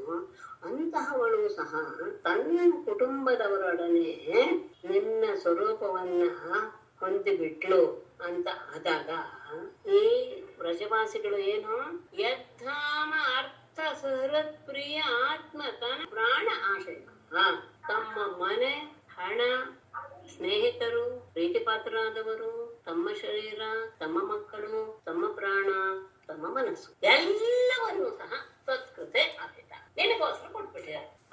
ಹಾಗಿರುವಾಗ ಅವರಿಗೆ ನೀನು ನೀನು ಋಣಮುಕ್ತನಾಗ್ತೀಯ. ಈ ಗೋಕುಲವಾಸಿಗಳಿಗೆ ನೀನ್ ಏನನ್ನ ಕೊಡ್ತೀಯಕ್ ಸಾಧ್ಯನಪ್ಪ ಹೇಳು. ಅಂದ್ರೆ ಇವ್ರಿಷ್ಟು ನೀನ್ ಮಾಡ್ತೀರ ಅಂದ್ರೆ ನೀನು ಅವ್ರ ಋಣದಿಂದ ಮುಕ್ತನಾಗ್ಬೇಕು ತಾನೆ. ಆಯ್ತು, ನಾನು ಸ್ವರೂಪವನ್ನೇ ಕೊಟ್ಬಿಡ್ತೀನಿ, ನಾನೇ ಅವ್ರ ಆಗ್ಬಿಡ್ತೀನಲ್ಲ ಅಂದ್ರೆ ಅದು ಸಾಧ್ಯವಿಲ್ಲ. ಅದು ತುಂಬಾ ಕಡಿಮೆ ಆಗ್ಬಿಡುತ್ತೆ. ಯಾಕೆ ಅಂತ ಹೇಳಿದ್ರೆ ನನಗೆ ಅದ್ರ ಬಗ್ಗೆ ತುಂಬಾ ಯೋಚನೆ ಬರ್ತಾ ಇದೆ, ಆದ್ರೆ ನನ್ನ ಬುದ್ಧಿಗೆ ಅದು ನಿಲ್ಲುತ್ತಾ ಇಲ್ಲ. ಎಲ್ಲ ಫಲ ಸ್ವರೂಪ ನಿನ್ನ ಸ್ವರೂಪವೇ, ಅದಕ್ಕಿಂತ ಹೆಚ್ಚಿನದಾದದ್ದು ಯಾವುದೂ ಇಲ್ಲ. ನೀನ್ ಕೊಡೋದಕ್ ಸಾಧ್ಯವಿಲ್ಲಲ್ಲ, ಇನ್ನೇನ್ ಕೊಡೋಕ್ ಸಾಧ್ಯ ಅಂತ ಹೇಳಿದ್ರೆ ಈಗಾಗ್ಲೇ ಅದನ್ನ ನೀನು ಕೊಟ್ಟಾಗಿದೆ. ಯಾರಿಗೆ?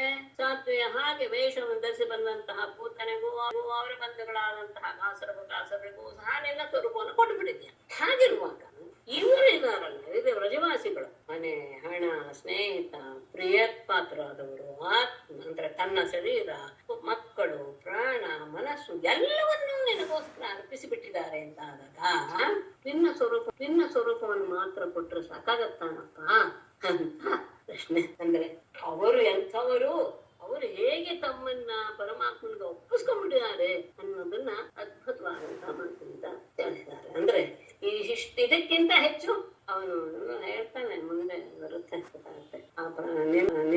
ನಿಮ್ಮ ಪ್ರೀತಿಗೆ ನಾನು ಏನು ಕೊಟ್ಟರು ಸಹ ನಾನು ಋಣಮುಕ್ತನಾಗ ಸಾಧ್ಯವೇ ಇಲ್ಲ ಅಂತ ಕೃಷ್ಣ ಮಾತು ಕಳಿಸ್ತಾನೆ. ಆಮೇಲೆ ಅದಕ್ಕೆ ಸರಿಯಾಗಿ ಇವರೆಲ್ಲರೂ ಸಹ ನಿನ್ನವರು ಆಗಿಬಿಟ್ಟಿದ್ದಾರೆ. ಎಲ್ಲಿಯವರೆಗೂ ನಿನ್ನವರು ಆಗುತ್ತಾರೋ ಆಗೋದಿಲ್ವೋ ಅಲ್ಲಿಯವರೆಗೂ ಅವರು ತಾವದ್ರಾಗಾದಯಸ್ತೇನಾಹ ತಾವತ್ ಕಾರಾಗೃಹಂ ಗೃಹಂ ತಾವನ್ಮೋಹೋ ವಿನಿಗಡ ಯಾವತ್ ಕೃಷ್ಣ ನ ತೇ ಜನಾಹ. ಅಲ್ಲ, ಎಲ್ಲರಿಗೂ ಸಹ ಯೋಗಿಗಳಿಗೂ ಸಹ ನನ್ನನ್ನ ಕೊಡೋದು ಅನ್ನೋದೇ ಇರುತ್ತೆ. ನನ್ನನ್ನು ಪೂರ್ತಿಯಾಗಿ ಅರ್ಪಿಸ್ಕೊಂಡ್ಬಿಡೋದು ಅಂತ ಇದ್ದಾಗ ಇವರಿಗೆ ಅವರಿಗಿಂತ ಹೆಚ್ಚಿನ ಏನು ಕೊಡ್ಬೇಕು ಅಂತ ಹೇಳಿದ್ರೆ ಕೃಷ್ಣ ಯಾವತ್ ಜನಾಹ ತೇ ನ ತಾವತ್ ರಾಗಾದಯ ತೇನಾಹ ತಾವತ್ ಗೃಹಂ ಕಾರಾಗೃಹಂ ತಾವತ್ ಮೋಹ ಅಂಗಡ. ಯಾವತ್ ಎಲ್ಲಿಯವರೆಗೆ ಕೃಷ್ಣ ಸಂಬೋಧನೆ ಕೃಷ್ಣನೇ ಯಾವತ್ ಎಲ್ಲಿಯವರೆಗೆ ಜನಾಹ ಜನರು ತೇ ನ ನಿನ್ನವರು ಆಗುವುದಿಲ್ಲವೋ ತಾವತ್ ಅಲ್ಲಿಯವರೆಗೆ ರಾಗಾದಯ ನಮ್ಮ ಮನಸ್ಸನ್ನು ಹುಟ್ಟುವಂತಹ ರಾಗ ದ್ವೇಷ ಮೊದಲಾದಂತಹ ಗುಣಗಳಲ್ಲೂ ಸಹ ಸ್ಥೇನಾಹ ಕಳ್ಳರು. ಹೇಗೆ ಕಳ್ಳರು ಬಂದ ತಕ್ಷಣ ಮನೆಯಲ್ಲಿರುವ ಅದನ್ನೆಲ್ಲ ಕತ್ಕೊಂಡು ಹೋಗ್ಬಿಡ್ತಾರೋ ಅವರು ಆ ರಾಗಾದಿಗಳು ನಮ್ಮಲ್ಲಿರುವಂತಹ ಎಲ್ಲವನ್ನೂ ಸಹ ಮಾರಿಸಿ ಬಿಡುತ್ತೆ. ಅಷ್ಟೇ ಅಲ್ಲ, ಅಲ್ಲಿಯವರೆಗೆ ನಿನ್ನನ್ನ ಹೊಂದುವವರೆಗೆ ತಾವತ್ ಅಲ್ಲಿಯವೇ ಗೃಹಂ ಮನೆಯೂ ಸಹ ಕಾರಾಗೃಹದ ಹಾಗೆ ಸೆರೆಮನೆಯ ಹಾಗೆ ಇರುತ್ತೆ. ತಾವತ್ ಅಲ್ಲಿಯವರೆಗೆ ಮೋಹವೂ ಸಹ ಅಂಘ್ರಿ ನಿಗಡ ಕಾಲಿಗೆ ಕಟ್ಟಿದ ಸಂಕೋಲೆ ಸರಪಳಿಯ ಹಾಗೆ ಇರುತ್ತೆ. ಅಂದ್ರೆ ಎಲ್ಲಿಯವರೆಗೂ ಜನರು ನಿನ್ನವರ ಆಗೋದಿಲ್ಲವೋ ಅಲ್ಲಿಯವರೆಗೆ ಈ ರಾಗಾದಿಗಳೆಲ್ಲವೂ ಸಹ ಅವರಿಗೆ ಏನಾಗುತ್ತೆ, ಕಳ್ಳರ ಹಾಗೆ, ಮನೆ ಕಾರಾಗೃಹದ ಹಾಗೆ, ಮತ್ತೆ ಮೋಹವು ಎನ್ನುವುದು ಅವರಿಗೆ ಸಂಕೋಲೆಯಾಗಿ ಆಗುತ್ತೆ. ಆದರೆ ನೀವರೆಲ್ಲರೂ ಇದ್ದಾರಲ್ಲ, ವ್ರಜವಾಸಿಗಳಿದಾರಲ್ಲ, ಅವರು ಎಲ್ಲವನ್ನೂ ಸಹ ನಿನಗೋಸ್ಕರನೇ ಇಟ್ಕೊಂಡ್ಬಿಟ್ರು. ಯತಿಗಳಿಗಿಂತ ಯೋಗಿಗಳಿಗಿಂತ ಇವರು ಸ್ವಲ್ಪ ವಿಶೇಷವೇ ಆಗಿದ್ದಾರೆ. ಪ್ರತಿಯೊಂದನ್ನು ಸಹ ಅವರು ನಿನ್ನಲ್ಲಿಯೇ ಇಟ್ಕೊಂಡ್ಬಿಟ್ಟಿದ್ರಲ್ಲ, ಮೋಹವನ್ನು ಸಹ ನಿನ್ನೆ ಇಟ್ಕೊಂಡ್ಬಿಟ್ಟಿದ್ದಾರೆ, ಗೃಹವನ್ನು ಸಹ ನಿನ್ನನ್ನೇ ಇಟ್ಕೊಂಡ್ಬಿಟ್ಟು. ಹಾಗಿರುವಾಗ ಅವರೆಲ್ಲರಿಗಿಂತಲೂ ಸಹ ಇವರು ಹೆಚ್ಚಲ್ಲದೆ ರಾಗಾದಿಗಳು ಎಲ್ಲವನ್ನೂ ಬಿಟ್ಟಿರ್ತಾರೆ. ಹೌದು, ಎಲ್ಲವನ್ನೂ ಸಹ ಎಲ್ಲಿ ಅರ್ಪಿಸಿರ್ತಾರೆ? ನಿನ್ನಲ್ಲಿ ಅರ್ಪಿಸಿರ್ತಾರೆ. ಮತ್ತೆ ತಮ್ಮ ಸಹಜವಾದಂತಹ ದೋಷಗಳನ್ನು ದೂರ ಮಾಡ್ಕೊಂಡ್ಬಿಟ್ರು. ಹಾಗಾಗಿ ಅವರು ಯತಿಗಳ ಹಾಗೆ ಇರ್ತಾರೆ ಅನ್ನೋದು ಹೌದು. ಅಷ್ಟೇ ಅಲ್ಲ, ಇವರಲ್ಲಿ ಇನ್ನೂ ಒಂದು ವಿಶೇಷ ಭಕ್ತಿ ಇನ್ನೂ ಒಂದು ಹೆಚ್ಚಾಗಿಯೇ ಇದೆ. ಹಾಗಾಗಿ ಯತಿಗಳಿಗೆ ಸಿಗುವಂತಹ ಫಲವೇ ಇವರಿಗೂ ಸಿಕ್ಕುತ್ತಾದ್ರೆ ಆ ಫಲ ಸ್ವಲ್ಪ ಕಡಿಮೆನೆ ಆಯ್ತು. ಪ್ರಪಂಚಂ ನಿಷ್ಪ್ರಪಂಚೋಪಿ ವಿಡಂಬಯಸಿ ಭೂತಲೆ ಪ್ರಪನ್ನ ಜನಕಾನಂದೋಹಂ ಪ್ರಥಿತುಂ ಪ್ರಭೋ ನಿಷ್ಪ್ರಪಂಚಃ ಅಪಿ ಭೂತಲೆ ಪ್ರಪಂಚಂ ವಿಡಂಬಯಸಿ ಪ್ರಪನ್ನ ಜನಕಾನಂದ ಸಂದೋಹಂ ಪ್ರಥಂ. ಎರಡನೇ ಸಾಲು ತಗೊಳ್ಬಹುದು. ಪ್ರಭೋ ಪ್ರಪನ್ನ ಜನತಾನಂದ ಸಂದೋಹಂ ಪ್ರಥಿತುಂ ನಿಷ್ಪ್ರಪಂಚಃ ಅಪಿ ಭೂತಲೆ ಪ್ರಪಂಚಂ ವಿಡಂಬಯಸಿ. ಆಮೇಲೆ ಬೇಕಾದ ಕಾರಣವನ್ನು ಹೇಳೋದು, ತೊಂದ್ರೆ ಇಲ್ಲ, ಎರಡು ಸಾರಿ ಇದೆ. ನಿಷ್ಪ್ರಪಂಚಃ ಅಪಿ, ನೀನು ಜಗತ್ತಿನ ಯಾವ ವ್ಯವಹಾರಕ್ಕೂ ಸಹ ಸಂಬಂಧಪಟ್ಟವನಲ್ಲ. ಪ್ರಪಂಚದ ಸೋಂಕೇ ಇಲ್ಲದೆ ಇರುವಂತಹ ನೀನು ಭೂತಲೆ, ಈ ಭೂಲೋಕದಲ್ಲಿ ಪ್ರಪಂಚಂ ವಿಡಂಬಯಸಿ, ಪ್ರಪಂಚದಲ್ಲಿಯೇ ಇರುವ ಜನರ ಹಾಗೆ ನೀನು ಸಹ ನಾಟಕ ಆಡ್ತಾ ಇದೀಯಾ. ಉಳಿದ ಜನ ಹೇಗಿದಾರೋ ಹಾಗೆ ನೀನು ಸಹ ಆ ಮಕ್ಕಳ ಹಾಗೆ ಅವರ ಮಾಡುವ ಕೆಲಸದಲ್ಲೇ ಮಾಡ್ತಾ ಅವ್ರ ಹಾಗೆ ನಟಿಸ್ತಾ ಇದೀಯಾ. ಯಾಕೆ ಇದು? ಪ್ರಪನ್ನ ಜನತಾನಂದ ಸಂದೋಹಂ ಪ್ರಥಮ, ನಿನ್ನನ್ನ ಆಶ್ರಯಿಸಿದಂತಹ ಭಕ್ತರಿಗೆ ಆನಂದದ, ಅನಂತವಾದ ಆನಂದದ ಒಂದು ಏನು ಸಮಗ್ರವಾದಂತಹ ಆನಂದದ ಇದು ಹೆಚ್ಚು ಸಂದೋಹ ಅನ್ನೋ ಶಬ್ದವನ್ನ ಹೇಳ್ಬೇಕಷ್ಟೇ. ಸಂದೋಹವನ್ನ ಪ್ರಥಿತು ಹೆಚ್ಚು ಮಾಡೋದಕ್ಕೋಸ್ಕರ. ಯದ್ಯಪಿ ನಿನಗೂ ಪ್ರಪಂಚಕ್ಕೂ ಯಾವ ಸಂಬಂಧವೂ ಇಲ್ಲ, ಆದರೂ ಪ್ರಪಂಚದಲ್ಲಿ ಇದ್ದ ಹಾಗೆ ನೀನು ನಾಟಕ ಮಾಡ್ತಾ ಇದೀಯಾ ಅಂದ್ರೆ ಅದಕ್ಕೆ ಕಾರಣ ಏನು ಅಂದ್ರೆ ಆನಂದ ಘನ ಅಂತ ಹೇಳ್ಬಹುದಾ? ಆನಂದ ಘನ ಸಂದೋಹ ಅಂತ. ಆನಂದ ಹೇಳು. ನಿನ್ನನ್ನ ಆಶ್ರಯಿಸಿದಂತಹ ಜನರ ಆನಂದದ ಆಧಿಕ್ಯವನ್ನ ಪ್ರಥಿತು ಹೆಚ್ಚು ಮಾಡುದು, ಆನಂದ ಘನವನ್ನ ಹೆಚ್ಚು ಮಾಡುದು. ಅದಕ್ಕೋಸ್ಕರ ನೀನು ಈ ರೀತಿಯಾಗಿ ನಟಿಸ್ತಾ ಇದೀಯಾ. ಜಾನಂತ ಏವ ಜಾನಂತು ಕಿಂ ಬಹುಜ್ಞಾನಮೇ ಪ್ರಭೋ ಮನಸೋ ಪಶೋ ವಾಚೋ ವೈಭವಂ ತವ ಗೋಚರ. ಪ್ರಭೋ ಬಹುಕ್ತ್ಯ ಜಾನಂತಃ ಏವ ಜಾನಂತು ಮೇ ತವ ಮನಸಃ ವಪುಷಃ ವಾಚಃ ವೈಭವಂ ನ ಗೋಚರಃ. ಪ್ರಭೋ, ಪ್ರಭುವೇ, ಬಹು ಉಕ್ತ್ಯ ಕಿಂ, ಸುಮ್ನೆ ಹೆಚ್ಚು ಹೇಳೋದ್ರಿಂದ ಸುಮ್ನೆ ಬಾಯ ಶಬ್ದ ಇದೆ ಅಂತ ಹೇಳ್ತಾ ಇರಬೇಕು ಅಷ್ಟೇ, ಹೆಚ್ಚು ಹೇಳಿ ಏನೋ ಪ್ರಯೋಜನವಿಲ್ಲ. ಜಾನಂತಹ ಏವ ಜಾನಂತು, ಯಾರ್ಯಾರು ತಿಳ್ಕೊಳ್ಳೋದಕ್ಕೆ ಸಾಧ್ಯ ಇದೆಯೋ ನಿನ್ನ ಮಹಿಮೆಯನ್ನ ಅವರು ತಿಳ್ಕೊಳ್ಳಿ. ಆದರೆ ನನಗೆ ಮಾತ್ರ ತವ ನಿನ್ನ ಮನಸಃ ಮನಸ್ಸಿನ ವಪುಷಃ ಶರೀರದ ವಾಚಃ ಮಾತಿನ ವೈಭವೋ ನಮೇ ಗೋಚರ, ನನಗಂತೂ ಗೋಚರವಾಗಿಲ್ಲ. ಅಂದ್ರೆ ನನ್ನ ಮನಸ್ಸಿನಿಂದಲಾಗಲಿ ದೇಹದಿಂದಲಾಗಲಿ ಮಾತಿನಿಂದಲಾಗಲಿ ನನಗೆ ನಿನ್ನ ವೈಭವವನ್ನ ಅರಿಯೋದಕ್ಕೆ ಸಾಧ್ಯವಾಗಿಲ್ಲ. ಲೋಕದಲ್ಲಿ ಇದ್ದಾರೆ, ನಿನ್ನ ಮಹಿಮೆಯನ್ನು ತಿಳ್ಕೊಳ್ಳೋರು ಇದ್ದಾರೆ.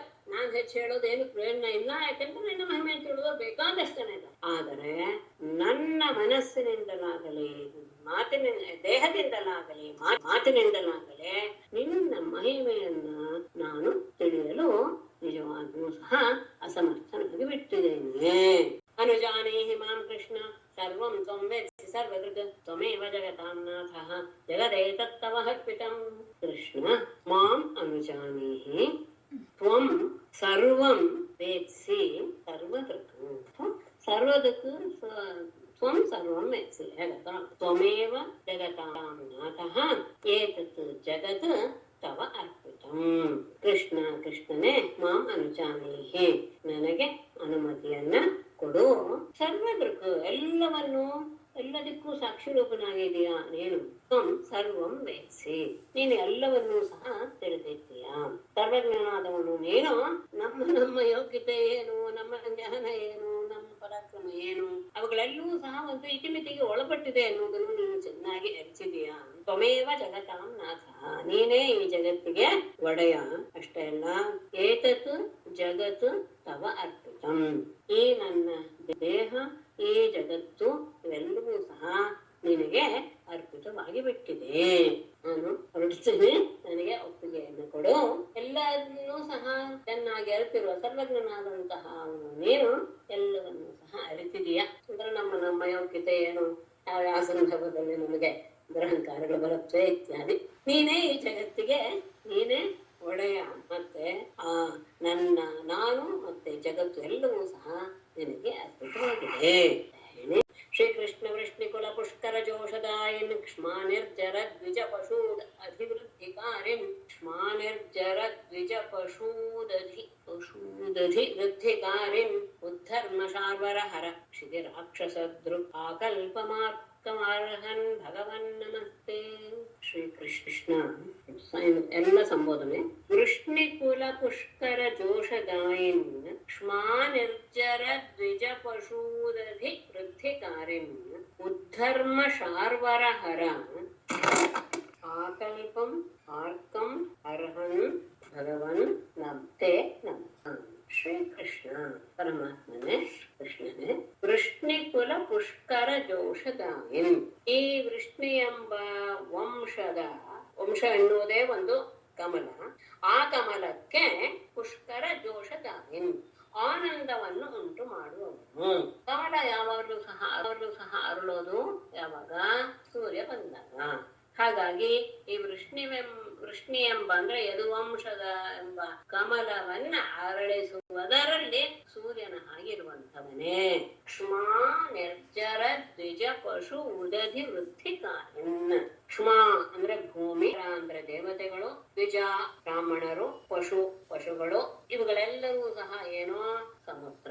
ಭೂಮಿ, ದೇವತೆಗಳು, ಬ್ರಾಹ್ಮಣರು, ಸಮುದ್ರ, ಇವುಗಳ ಬ್ರಾಹ್ಮಣರು ಮತ್ತು ಗೋವುಗಳು ಇವರೆಲ್ಲರೂ ಸಹ ಸಮುದ್ರ ರೂಪದಲ್ಲಿದ್ದಾರೆ. ಆ ಸಮುದ್ರ ರೂಪದಲ್ಲಿರುವಂತಹ ಸಮುದ್ರಕ್ಕೆ ನೀನು ವೃದ್ಧಿಕಾರಿನ್, ವೃದ್ಧಿಯನ್ನು ಉಂಟು ಮಾಡುವನು. ಸಮುದ್ರಕ್ಕೆ ವೃದ್ಧಿ ಉಂಟಾவது ಯಾವಾಗ? ಚಂದ್ರನ ಉದಯವಾದಾಗ. ಹಾಗಾಗಿ ನೀನು ಚಂದ್ರ. ಯದುವಂಶ ರೂಪದ ಕಮಲವನ್ನ ಅರಳಿಸುವಂತಹವನಾಗಿ ಸೂರ್ಯನಾಗಿದೆಯಾ. ಈ ಎಲ್ಲರೂ ಸಹ ಸಮುದ್ರದ ರೂಪದಲ್ಲಿದೆ. ಭೂ ದೇವತೆಗಳು, ಬ್ರಾಹ್ಮಣರು, ಗೋವುಗಳು ಮತ್ತು ಗೋವುಗಳು, ಪಶುಗಳು, ಇವುಗಳೆಂಬ ಸಮುದ್ರಗಳನ್ನ ವೃದ್ಧಿಗೊಳಿಸುವನು ಅಂದ್ರೆ ಚಂದ್ರ ರೂಪದಲ್ಲಿ ಇದೆಯಾ. ಅಷ್ಟೇ ಅಲ್ಲ, ಉದ್ಧರ್ಮ ಶಾರ್ವರ ಹರ. ಉದ್ಧರ್ಮ ಅಂದ್ರೆ ಧರ್ಮಕ್ಕೆ ವಿರುದ್ಧವಾಗಿ ಹೋಗುವಂತಹ ಪಾಖಂಡ ಧರ್ಮವೆಂಬ ಶಾರ್ವರ ಅಂದ್ರೆ ಕತ್ತಲೆ. ಆ ಕತ್ತಲೆಯನ್ನ ಹರ ನಾಶ ಮಾಡುವಂತವನು ಅಂದ್ರೆ ಮತ್ತೆ ಸೂರ್ಯನ ಹಾಗಿದೆಯಾ. ಮತ್ತೆ ಕ್ಷಿತಿ ರಾಕ್ಷಸ ದೃಗ್, ಭೂಮಿಯಲ್ಲಿ ಹುಟ್ಟಿದಂತಹ ರಾಕ್ಷಸರು, ಕಂಸಾದಿಗಳೇ ಮೊದಲಾದಂತಹ ಅವರನ್ನ ನೀನು ನಾಶ ಮಾಡುವಂತವನು. ಹಾಗೆ ಇರುವಂತಹ ನೀನು ಆಕಲ್ಪಂ, ಕಲ್ಪದವರೆಗೆ ಅರ್ಹನ್, ಪೂಜ್ಯನಾದ, ಎಲ್ಲರಿಗೂ ಸಹ ಪೂಜ್ಯನಾದಂತಹ ಭಗವಂತನೇ. ಆಕಲ್ಪಂ ತುಭ್ಯಂ ನಮಃ ಅಥವಾ ತೇ ನಮಃ. ಅಲ್ಲಿಯವರೆಗೂ ಅಂದ್ರೆ ನಾನು ಈ ಕಲ್ಪ ಮುಗಿಸುವವರೆಗೂ ಸಹ ನಾನು ನಿನಗೆ ನಮಸ್ಕಾರ ಮಾಡ್ತಾನೆ ಇರ್ತೇನೆ. ಅಂದರೆ ನೀನು ಇಂತಿಂತಹ ಸಾಮರ್ಥ್ಯವನ್ನು ಹೊಂದಿದವನು, ಆ ಅಂಶವನ್ನ ಅರಳಿಸಿದವನು. ಈ ರೀತಿಯ ಸಮುದ್ರಗಳನ್ನ ಅಂದ್ರೆ ಭೂಮಿಗೂ, ದೇವತೆಗಳಿಗೂ, ಬ್ರಾಹ್ಮಣನಿಗೂ, ಹಸುವಿಗೂ ಅವುಗಳಂತಹ ಸಮುದ್ರವನ್ನ ನೀವು ಯಾವಾಗಲೂ ಸಹ ಅಭಿವೃದ್ಧಿಪಡಿಸುವಂತವನು. ಅಂದ್ರೆ ಅವರನ್ನ ರಕ್ಷಣೆ ಮಾಡ್ತಾನೆ ಇರುವ, ಧರ್ಮವನ್ನ ನಾಶ ಮಾಡುವಂತಹವರಿಗೆ ನೀನು ಅವರ ಸಂಹಾರ ಮಾಡುವಂತಹವನು. ಅಷ್ಟೇ ಅಲ್ಲ, ಈ ಲೋಕದಲ್ಲಿ ಹುಟ್ಟಿದಂತಹ ರಾಕ್ಷಸರ ನಾಶವನ್ನ ಮಾಡುವಂತಹವನು, ಅವರಿಗೆ ದ್ರೋಹಿ ಆಗಿರುವವನು. ಅಂದ್ರೆ ರಾಕ್ಷಸರನ್ನ ನಾಶ ಮಾಡುವಂತಹವನು ನೀನು. ನಾನು ನನ್ನ ಕಲ್ಪದ ಕೊನೆಯವರೆಗೂ ಸಹ ಅರ್ಹನ್ ಭಗವನ್ ಸಂಬೋಧನೆ, ಪೂಜ್ಯನೇ, ನಾನು ನಿನಗೆ ನಮಸ್ಕಾರ ಮಾಡ್ತಾನೆ ಇರ್ತೇನೆ. ಶ್ರೇಷ್ಠವಾಚಾತ್ಯಭಿಷ್ಟೂಯ ಭೂಮಾನಂ ತ್ರಿಃ ಪರಿಕ್ರಮ್ಯ ಪಾದಯೋಃ ಅರ್ಥಾಭೀಷ್ಟಂ ಜಗದ್ಧಾತ ಸ್ವಧಾಮ ಪ್ರತ್ಯಪದ್ಯತ ಇತಿ. ಭೂಮಾನಂ ಅಭಿಷ್ಟೂಯ ತ್ರಿಃ ಪಾದಯೋಃ ಪರಿಕ್ರಮ್ಯ ಪಾದಯೋಃ ನತ್ವಾ ಜಗದ್ಧಾತ ಸ್ವಧಾಮ ಪ್ರತ್ಯಪದ್ಯತ ಇತಿ. ಈ ರೀತಿಯಾಗಿ ಭೂಮಾನಂ ಪರಮಾತ್ಮನನ್ನ ಅವಿಷ್ಟೂಯ ಸ್ತುತಿಸಿ, ತ್ರಿಃ ಪರಿಕ್ರಮ್ಯ 3 ಬಾರಿ ಪ್ರದಕ್ಷಿಣೆಯನ್ನು ಹಾಕಿ, ಪಾದಯೋಹೋ ನತ್ವಾ ಪಾದಗಳಿಗೆ ನಮಸ್ಕಾರ ಮಾಡಿ, ಜಗದ್ಧಾತ ಜಗತ್ತನ್ನು ಸೃಷ್ಟಿ ಮಾಡಿದಂತಹ ಪರಮಾತ್ಮನು ಬ್ರಹ್ಮನು ಸ್ವಧಾಮ ತನ್ನ ಲೋಕವಾದ ಸತ್ಯಲೋಕಕ್ಕೆ ಪ್ರತ್ಯಪದ್ಯತ ಹೊರಟು. ಜಗತ್ತನ್ನು ಸೃಷ್ಟಿಯನ್ನು ಮಾಡಿದಂತಹ ನಮ್ಮ ಈ ಪ್ರಕಾರವಾಗಿ ಪರಮಾತ್ಮನಾದ ಸರ್ವವ್ಯಾಪಿಯಾದಂತಹ ಕೃಷ್ಣನನ್ನ ವಂದಿಸಿ 3 ಸಲ ಪ್ರದಕ್ಷಿಣೆ ಮಾಡಿ ಅದನ್ನ ನಮ್ಮ ಪಾದಗಳಿಗೆ ನಮಸ್ಕಾರ ಮಾಡಿ ತನ್ನ ಲೋಕವಾದಂತಹ ಸತ್ಯಲೋಕಕ್ಕೆ ಹಿಂತಿರುಗಿದ. ನಾರಾಯಣಂ ನಮಸ್ಕೃತ್ಯ ನರಂ ಚೈವ ನರೋತ್ತಮಂ ದೇವೀಂ ಸರಸ್ವತೀಂ ವ್ಯಾಸಂ ತಥೋ ಜಯಮುದೀರಯೇತ್. ಸರ್ವೇ ಭವಂತು ಸುಖಿನಃ, ಸರ್ವೇ ಸಂತು ನಿರಾಮಯಾಃ, ಸರ್ವೇ ಭದ್ರಾಣಿ ಪಶ್ಯಂತು, ಮಾ ಕಶ್ಚಿತ್ ದುಃಖಭಾಗ್ ಭವೇತ್.